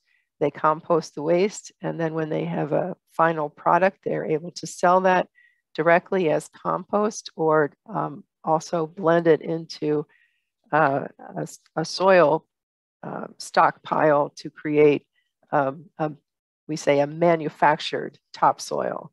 So food waste is delivered or picked up for a fee. The compost is carefully managed during the process, constantly turning the windrows to aerate and mix, and the final compost is sold or used to produce topsoil. So it's proven to be a successful economic activity and serves a need for many stakeholders. Finally, I'd like to point out that animal husbandry can have a role in soil health as well. Some would say an essential role, since grazing animals are part of the natural ecosystem as well. But herds must be managed in a way that mimics movement of wild animals, and that's the concept of rotational and adaptive grazing. The herd is kept moving on a rapid schedule to avoid overgrazing, and pasture areas then have time to recover and regrow. And so you see some of the essential points about specifically here, adaptive grazing.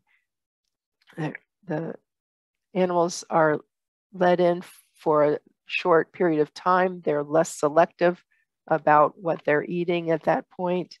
And they're not grazing down to the ground, which would be detrimental to both the plants and recovery as well as the soil. But then they're moved very quickly to another pasture or paddock, and the grazed grass is allowed to recover and grow back. And in the process also, you're recycling the nutrients. Direct and indirect benefits are numerous. The animals are recycling the nutrients back to vegetation by urine and manure droppings. So we're completing that cycle. Forage plants are stimulated by the grazing, and in doing so, they are capturing more carbon from the air. The pasture itself is perennial vegetation, so that continuing to add to soil health through its living roots and the turnover of plant tissue. And as always, there's some specific some specific inputs such as labor and fencing, for example, that are costs to this type of management. So there's, again, definite inputs, new inputs that may need to be made to implement this type of grazing. And also information, the understanding of this process and the goals to manage these systems to the best effect.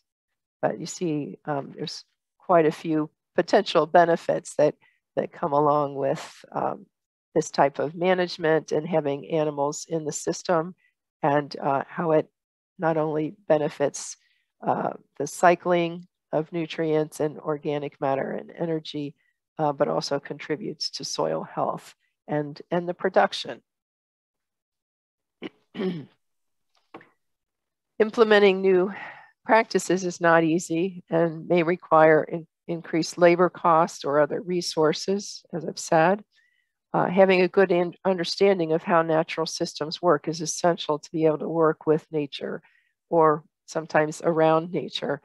But many studies and many farmers have demonstrated that specific practices or modifications specific to a farm situation can be technically and financially successful and have many benefits, including sustainability, production, and environmental health. So again, the transition may be difficult. There may be new costs like equipment, seed that you wouldn't normally need, fencing, and so forth. But it's also partly the knowledge or experience part of it that's necessary. So that's where the training comes into effect. Support either by training or also financially can be very important to make sure that these practices are implemented and are successful. So with this, best managements are achieved. You have a healthier soil, which equates to soil security, and think of food security. So that makes the system more fertile and more resilient. You have better structured soil, which provides ecosystem services like infiltration of water, storage of water for use during drought periods, groundwater recharge. All those things are important to the ecosystem and the environment together. Ultimately, there should be less inputs needed, although there might be some initial new inputs. In the long term, less inputs should be needed. For example, less fertilizer or less irrigation requirement.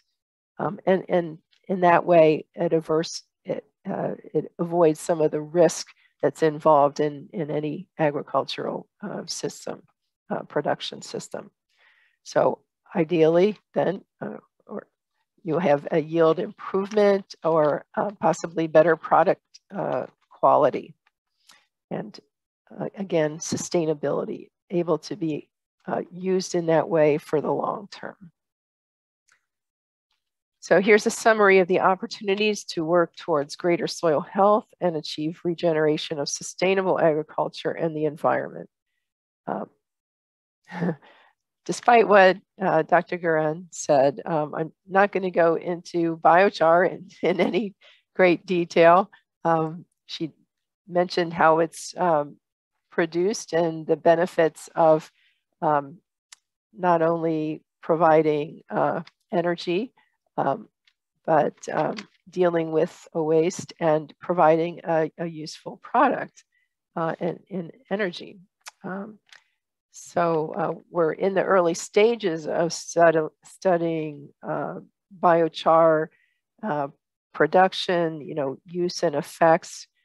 There are many different factors to be considered when you say biochar. There's a lot of different kinds of biochar, different feedstocks, different pyrolysis conditions, different size ranges that are used. And so that they will have different characteristics and different effects on the soil. And so we are in process of an investigation right now to study horse manure biochar. We have a lot of horses, recreational horses in New Jersey, and a lot of the waste is not managed effectively. So we're hoping that pyrolyzing horse manure will be a good way to utilize that and put it back into the system.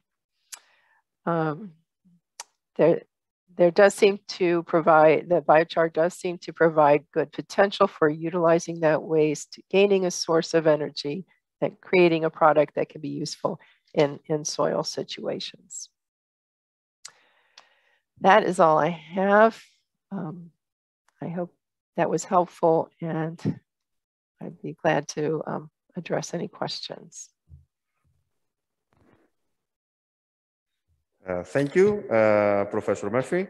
I would like also, on our behalf, to thank all the three of our professors for the very interesting presentations. Now we will pass to the Q&A session, and I would like to introduce our panel. So we have together with us Dimitris Voloudakis, Capacity Building Director from the New Agriculture for New Generation. We have Mr. Ambas, representing the region. And of course, we have Nikos Harisiou, postdoc of the Chemical Engineers faculty of the University of West Macedonia and collaborator of the Laboratory for Alternative Fuels and Environmental Catalysis of the university.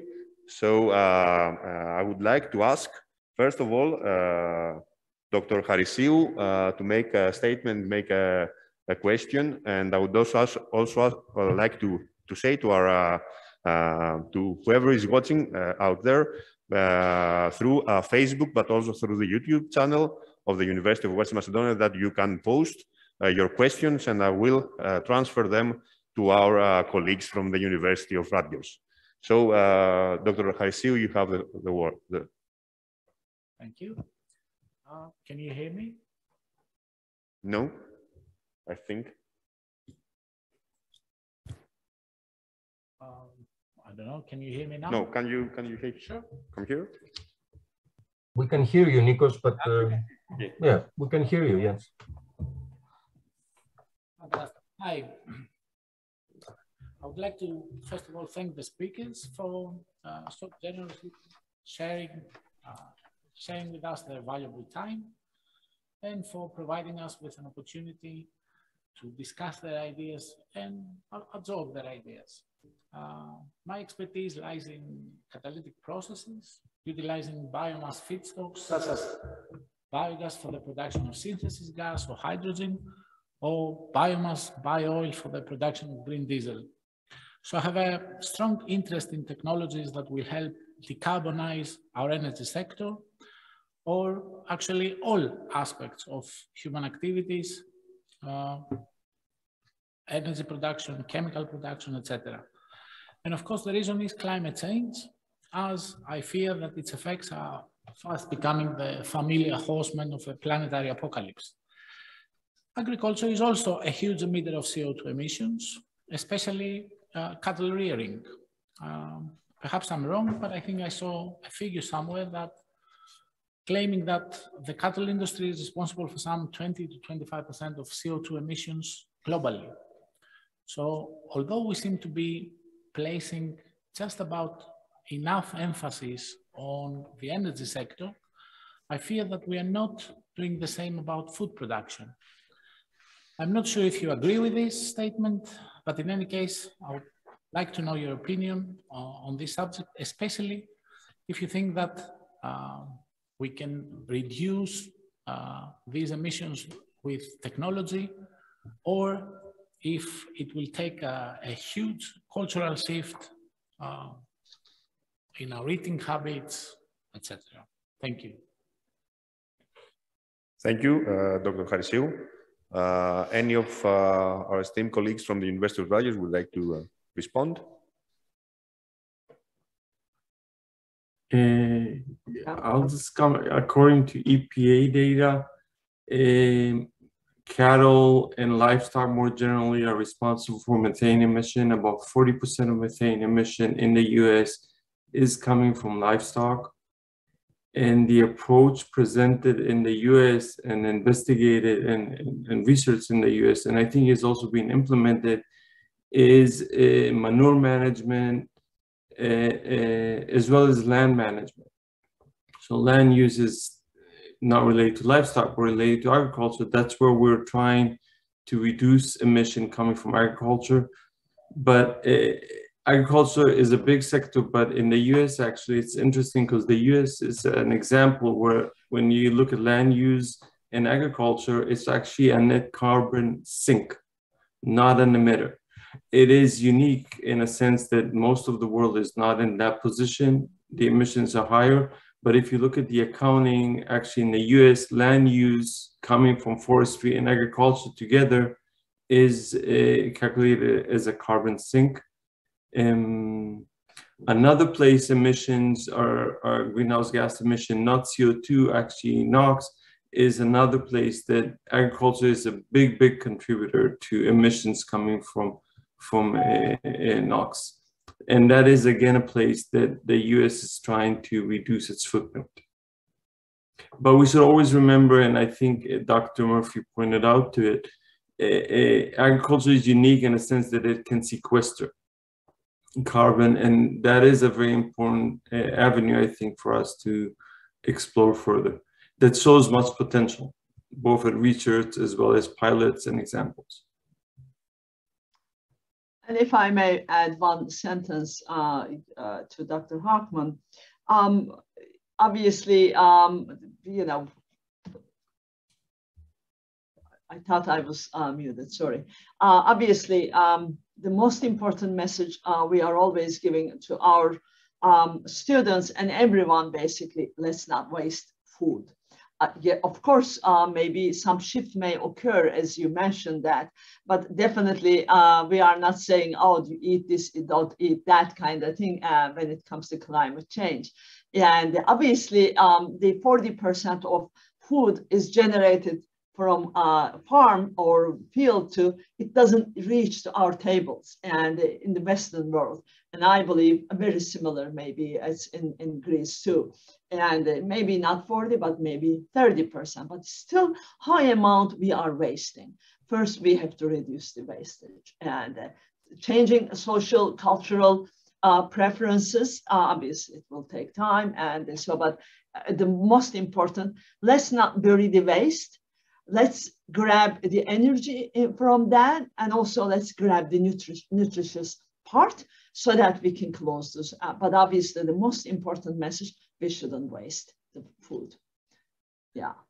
To go back, if I may, for a moment to the question specifically about livestock and ruminant animals and methane. This is not my expertise, but I do a lot of reading, and I think there's promising evidence accumulating that in addition to land management and manure management, which have been mentioned, there's also the possibility of modifying methane volume production from ruminants by what the animals are fed, their diet.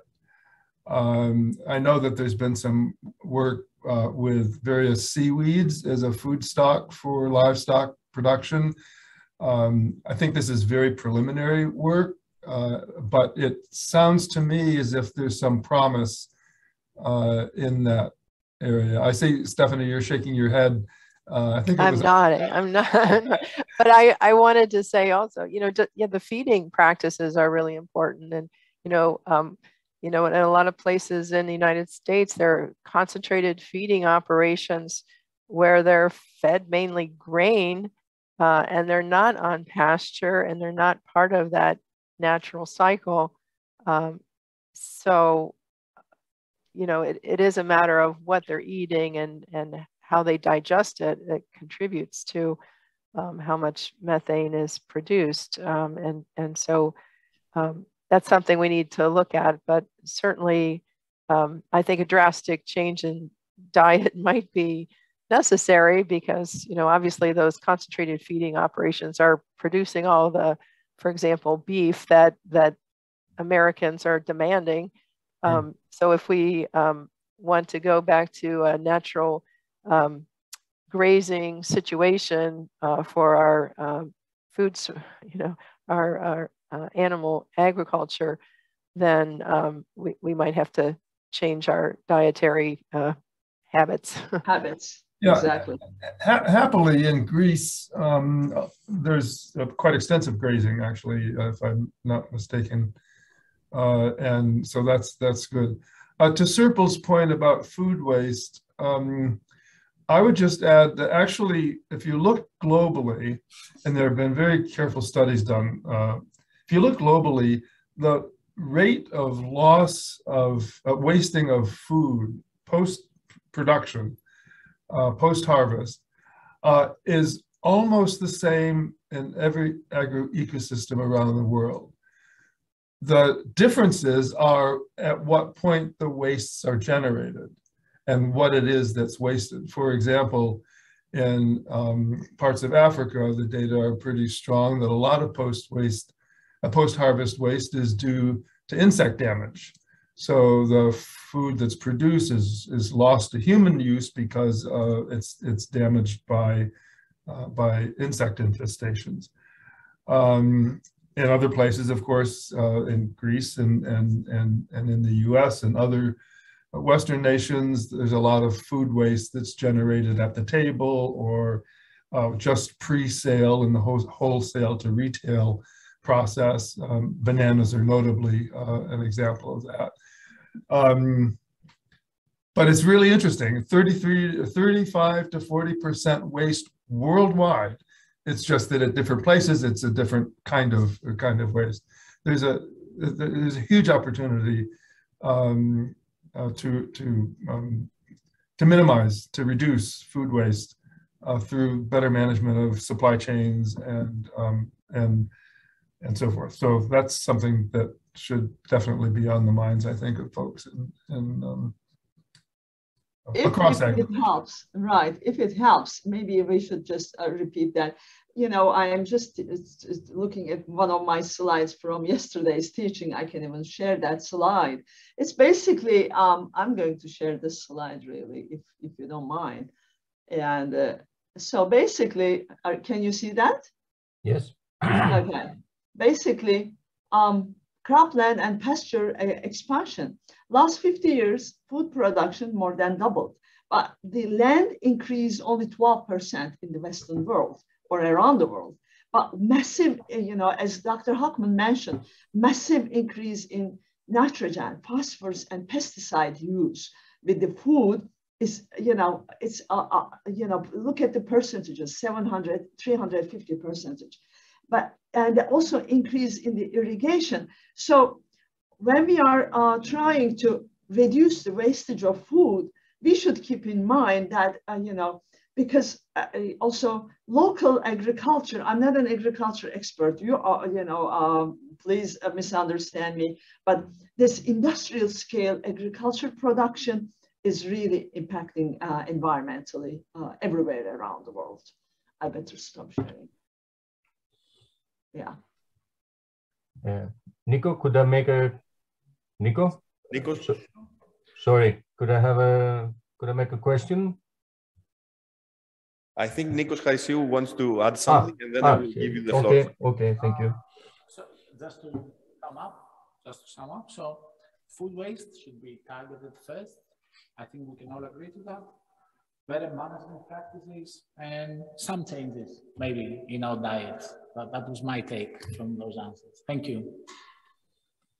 Thank you, Nico. So we'll give the floor to Fokion. Just before that, I have a question from the Facebook page, probably to Professor Murphy. I repeat the question. Which cover plant are you suggesting for olive trees cultivation? Professor Murphy? Well, I don't have a specific answer for that. I'm not familiar with Greek agriculture, so I'm not up on that. But a small annual legume probably is it's something that would provide with a small cycle. I think it's very important for olive tree production and as a cover crop. So this is something that it's usually done in olive orchards. So I'm jumping up in this. Thank you. No Thank you. No problem. No problem. But you said an annual?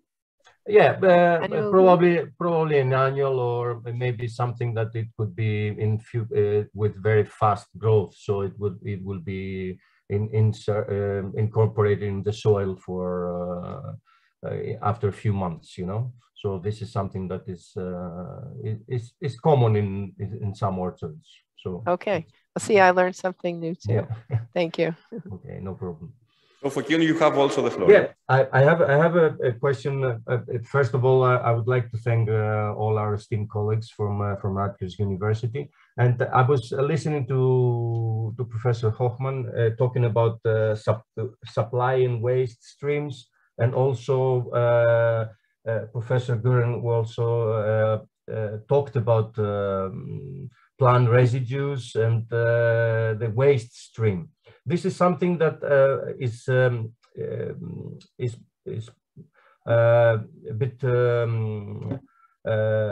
no, I don't understand in a way in the Greek form of agriculture, because how we can provide constant supply of waste if we have very small enterprises, and how have you considered this in the USA standards? Because in USA you have big farms, you have big agricultural enterprises, which they produce, of course, a lot of crop or animal waste or organic matter. But in Greece, we have a very small agricultural enterprise. So do you think that the best thing is not to take all this and valorize it, producing biogas or other commodities? Or maybe it's most important to educate and promote this that Circle was talking about, closing the loop in this small enterprise. Maybe this is more important to be applied in Greece in these small enterprises.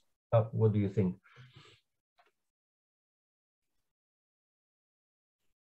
Al, you want to go first? I can go. Do you want to go first? You can go first. Well, actually, let me break in and just say that one important point, which is that actually New Jersey agriculture is a lot more like Greece. Yes. Yes, small farmers, you know, the average farm size, it depends on how you measure it, but it's certainly less than 50 hectares. Many farms are 20 hectares or smaller.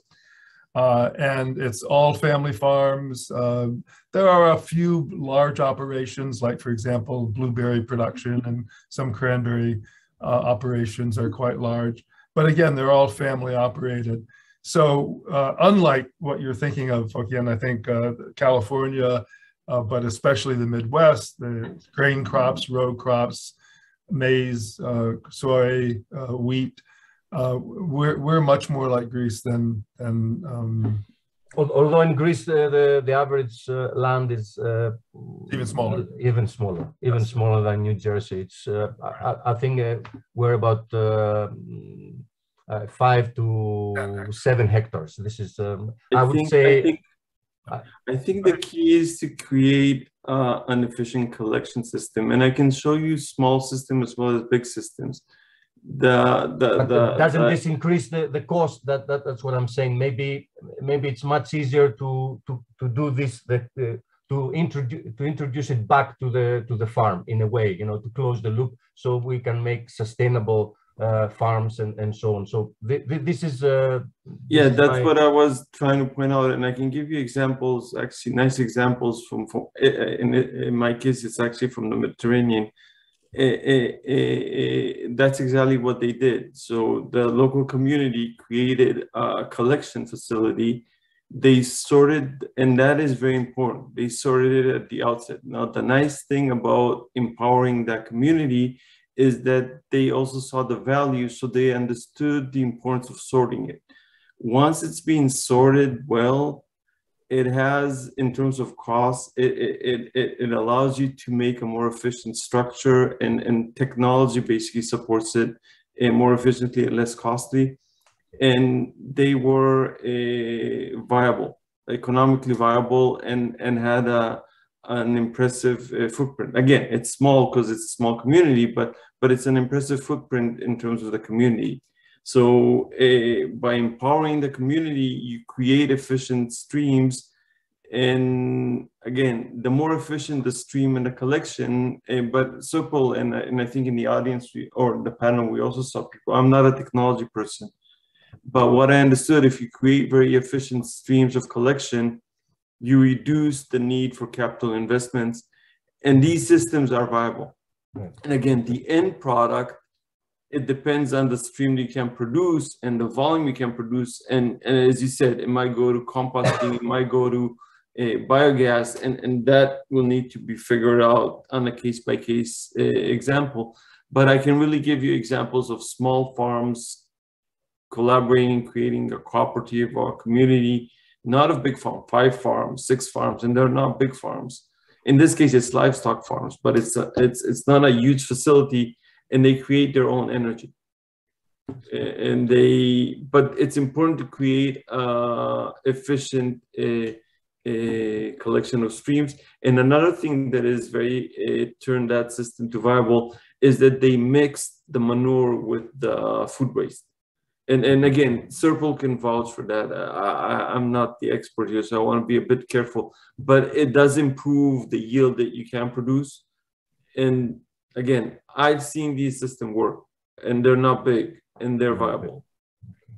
If I may add, thank you, Gal. And so in New York, state of New York, north of us, and basically they are big in dairy farming, okay? And so you can see when you drive from one farm to another farm, they have a lot of dairy manure, so they utilize it.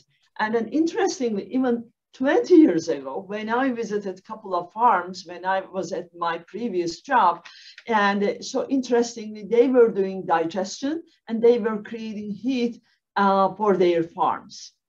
Interestingly, so AD wasn't even, even before the, I can say this, like a second Gulf War, I mean, late 90s, I'm talking about. So this farm and manure thing is one thing. And then it was mentioned, when it comes to New Jersey, one New Jersey farmer reached out to us, 100 heads of dairy. He's not big.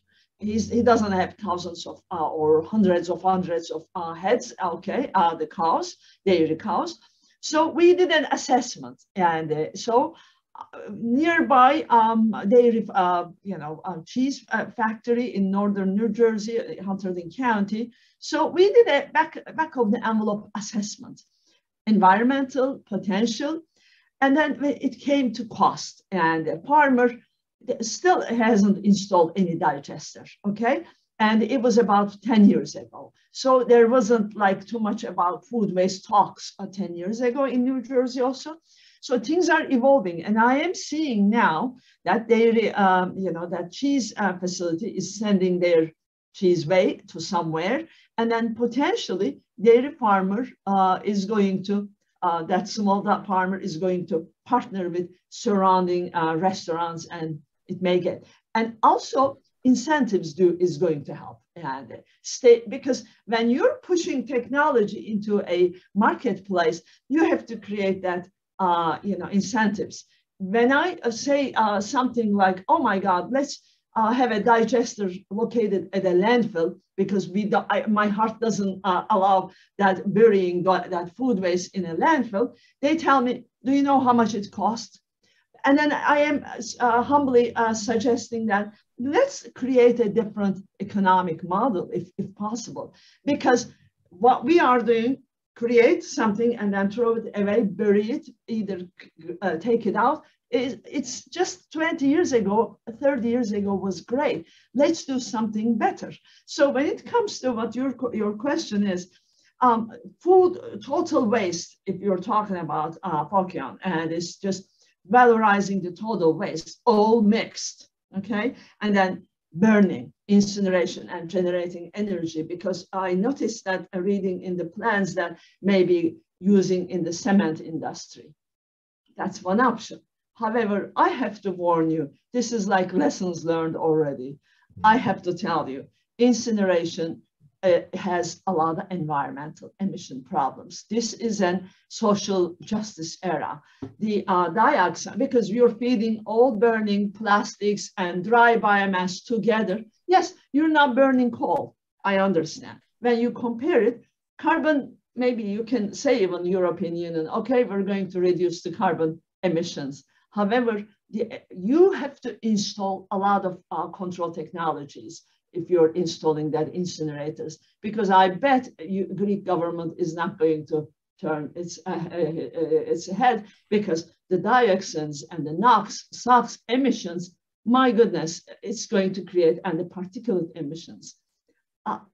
Obviously, government should really weigh in. European Union should support you guys really, so that when you're deciding, making decisions, they should a little bit give you a push to make good decisions, because it's already tested and it failed somewhere else.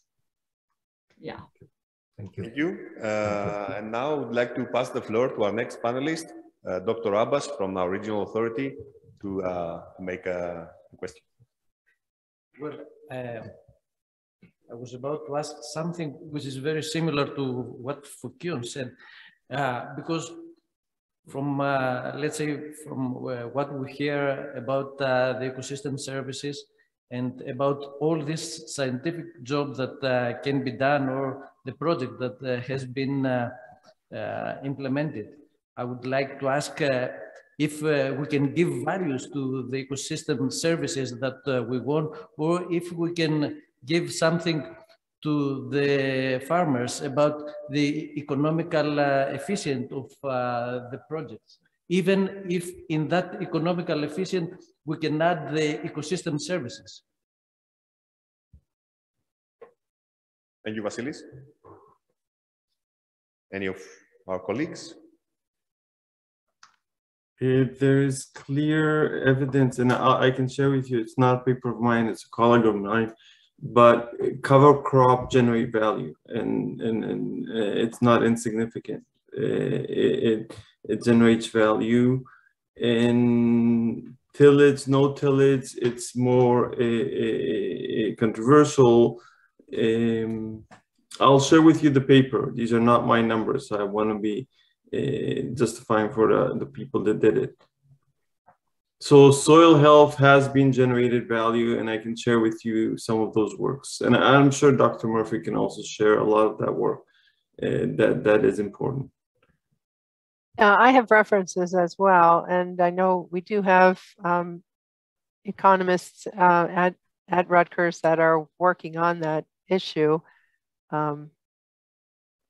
even providing apps or computer programs to try to put those values on those kinds of benefits. So yeah, it certainly is much more difficult to put I want to say dollar amount to those benefits, like infiltrating water into the ground and storing water in the ground, and but you can look at things like the reduced need for irrigation, reduced need for fertilizers, but yeah, there's definitely that benefit to society that everybody's benefiting from, that we have a hard time quantifying in terms that people understand, as opposed to the very easily recognized costs of implementing new practices. So yeah, again, I struggle with that issue as well, to help justify the reasoning for promoting soil health practices.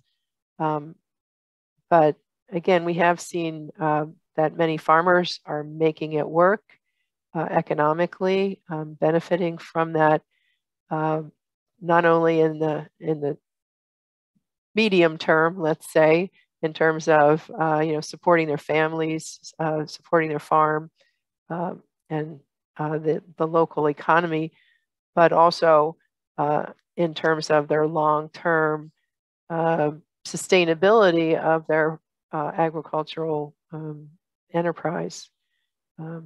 So again, yeah, I don't have, I'm not the economist, but we do have people here at Rutgers that are working on that as well, and we could connect you up as well.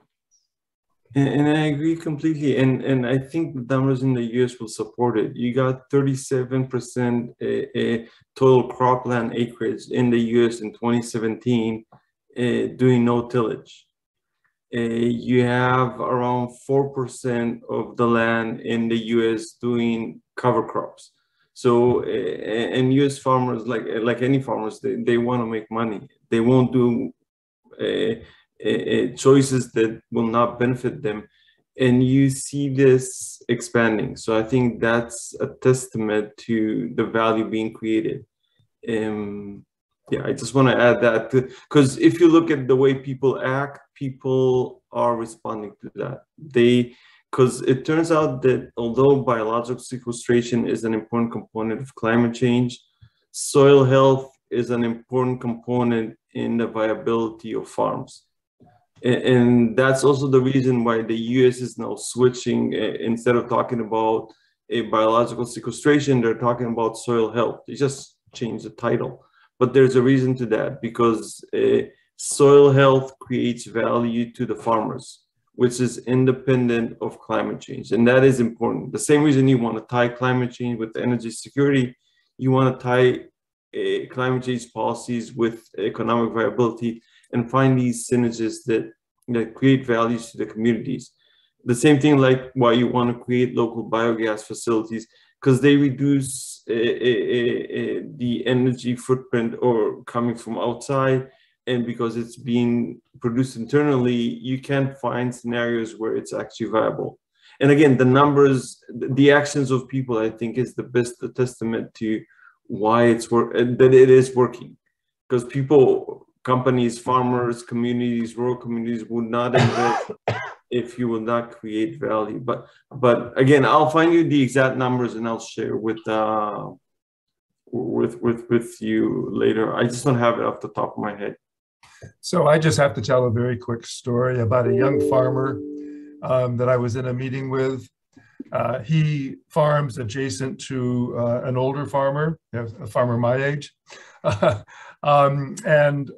This young man has gone wholesale into no tillage and into cover crops.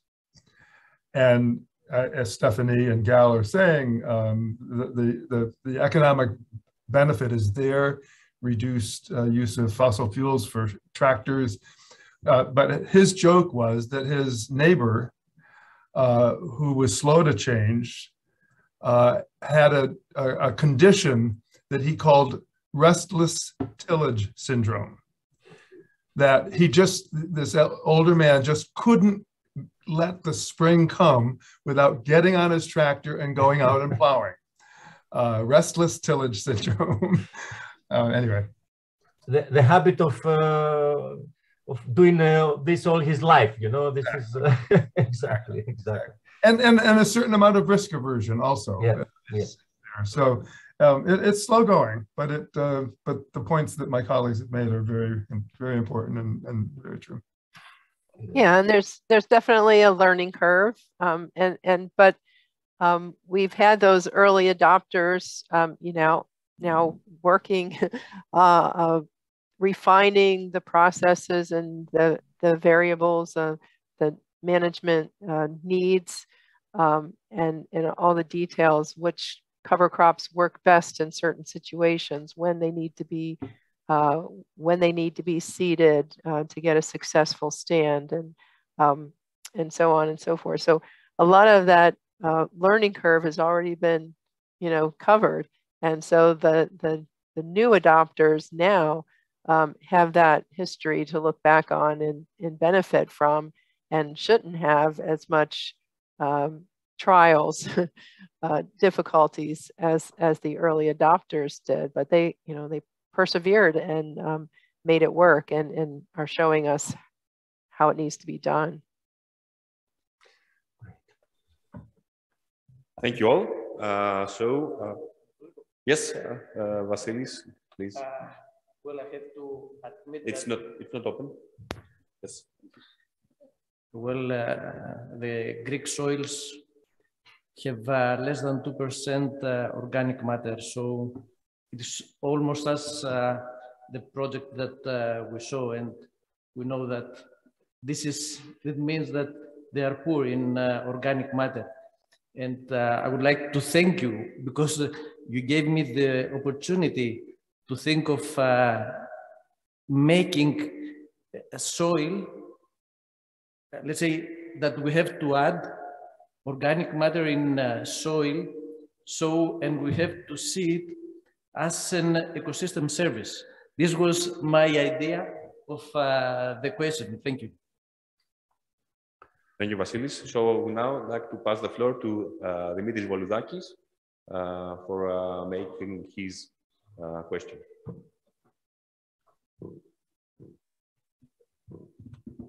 Good afternoon from Greece. I would like to thank all the speakers from Rutgers for their informative and analytical presentations. I was thinking that, you know, these days, Greece, but not only Greece, I suppose the whole Europe, is being affected by a severe crisis in the agricultural sector, with a lot of disturbances and disruptions in the food chain, mainly due to the war in Ukraine. Food prices are rising almost every day. And I would like to ask you, how can circular economy, how can address these challenges, especially regarding the energy cost in agriculture? I think it creates resilience. If you create a decentralized system producing energy, for example, from biogas in a local community, it reduces its dependency on natural gas coming and now in short supply or being converted to LPG, which increases the prices. You just have it locally, you reduce the transportation costs, and you're not vulnerable to the fluctuation in prices.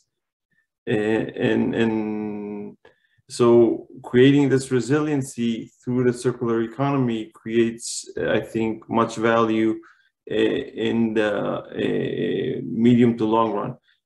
I don't think we can create a biogas plant from today to today. That would be very ambitious. But going forward, I think it can reduce the dependencies on natural gas. It can shift the system into a more resilient state where it becomes dependent on its local resources. And I think one of the problems that are in the current supply chain is the dependencies on foreign and volatile supply chains and structures.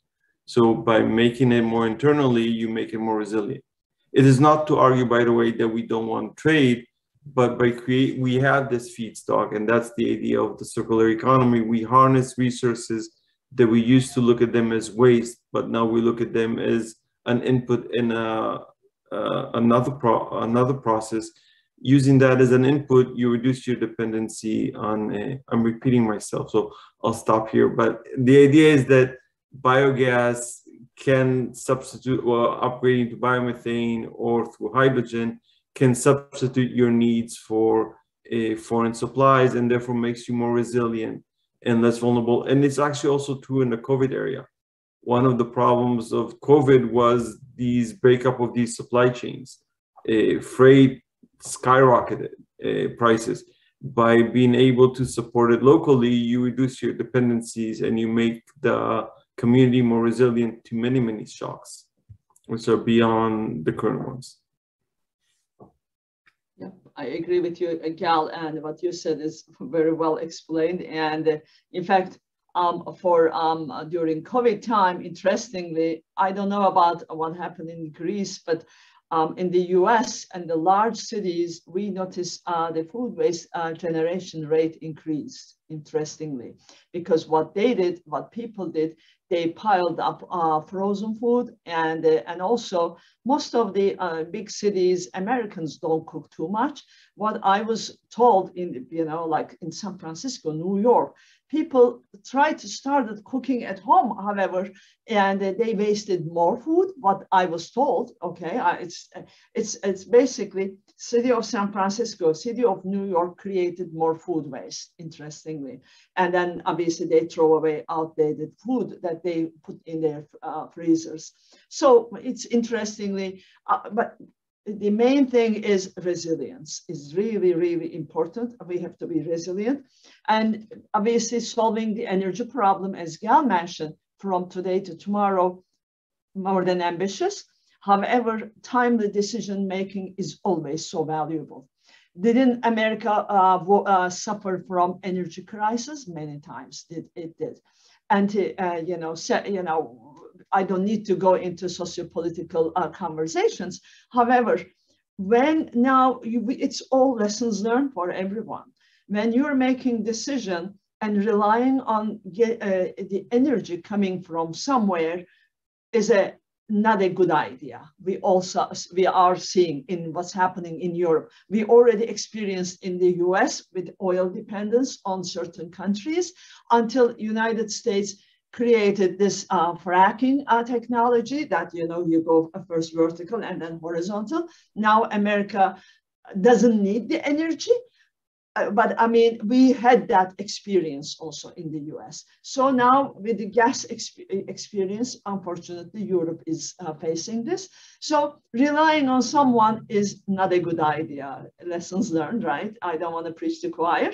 So, and also again, using our own resources, maybe, we will go through a little bit of tough times, but I would recommend some demonstration projects would help, because for decision making it is important. And so demonstration, nobody wants to be the first, and so when it comes to this kind of projects, and local governments would be a great decision maker, and creating a, demo project, and then if it works, and people will see that, and then people will follow. Many things happen in the US like that. Solar technology applications, many things. I don't want to go, but yeah, resilience is the most important. How we solve this from today to the summer? Probably not that easy at the moment. You're right. I think demonstrations, pilots, and also best cases are the best examples for, at least for the regional governors, to decide on where to move forward. So I would like to also ask a similar question with Dimitris regarding the energy prices and the transition period. So at least in Europe, the energy prices are rising, and of course, agricultural sector depends a lot of them. So will this energy crisis affect the climate neutrality transition according to your respect regarding the agricultural sector? Will it make the process faster or will it slow it down?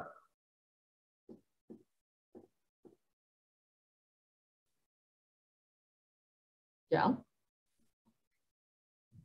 I think it'll make it faster, but we will also move back to things that we decided not to do, and now we're going to do it. An example is the liquefying natural gas and then shipping it. That's the outcome of the abundance of natural gas in the US relative to the rest of the world. So we'll see, but we will also see let me give you an example why I think of that. Energy security is super important. It gives precedence to anything in the US. And you saw it in the 73 oil prices.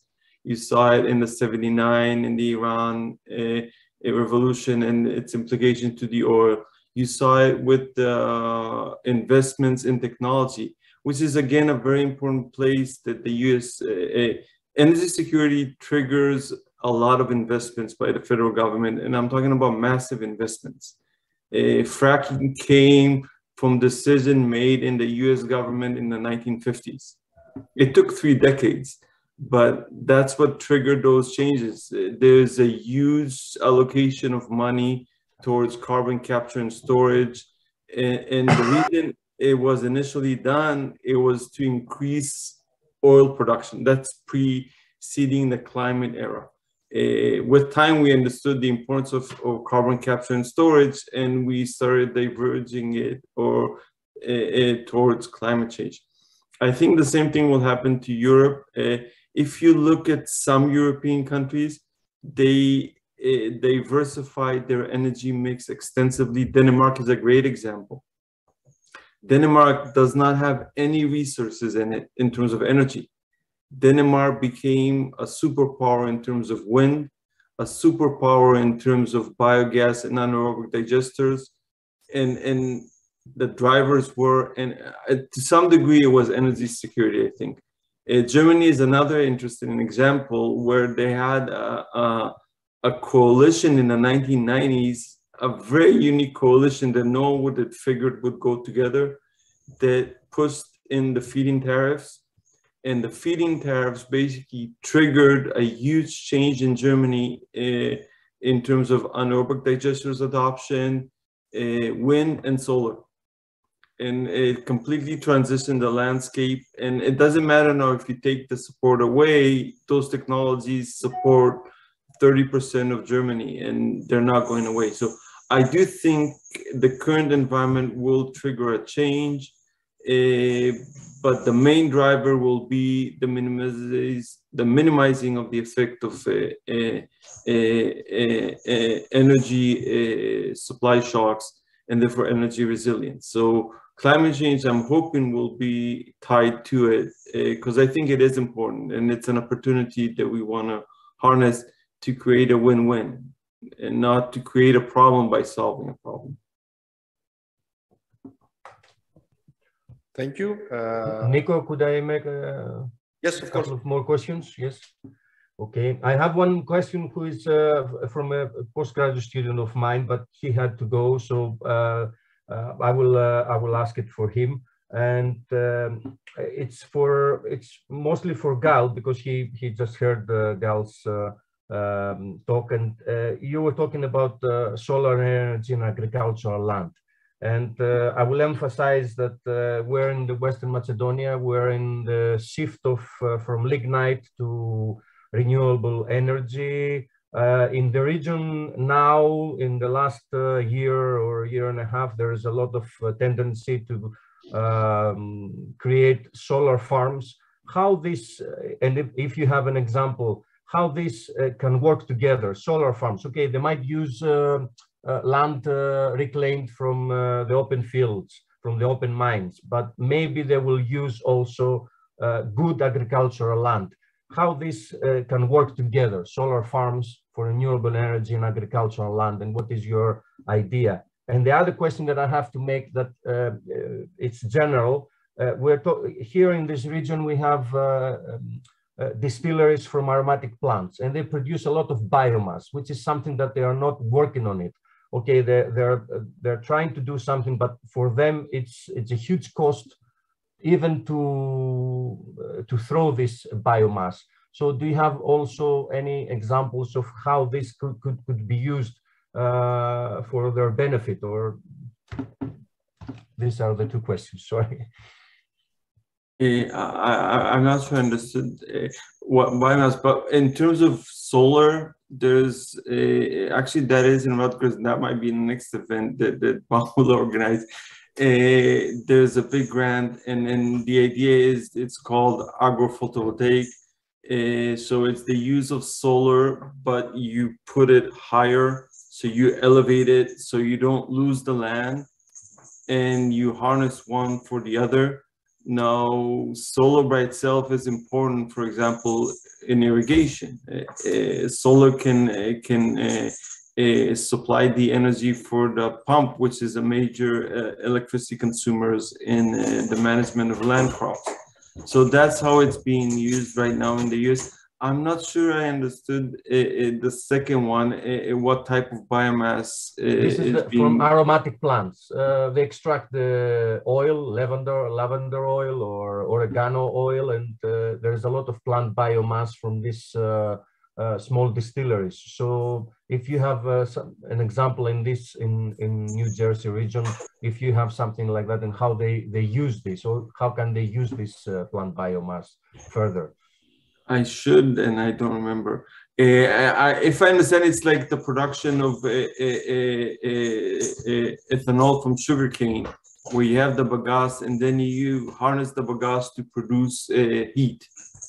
And it is shown, and again, I can show you the numbers, and the numbers are very, there's a reason why Brazil became so strong in the production of ethanol.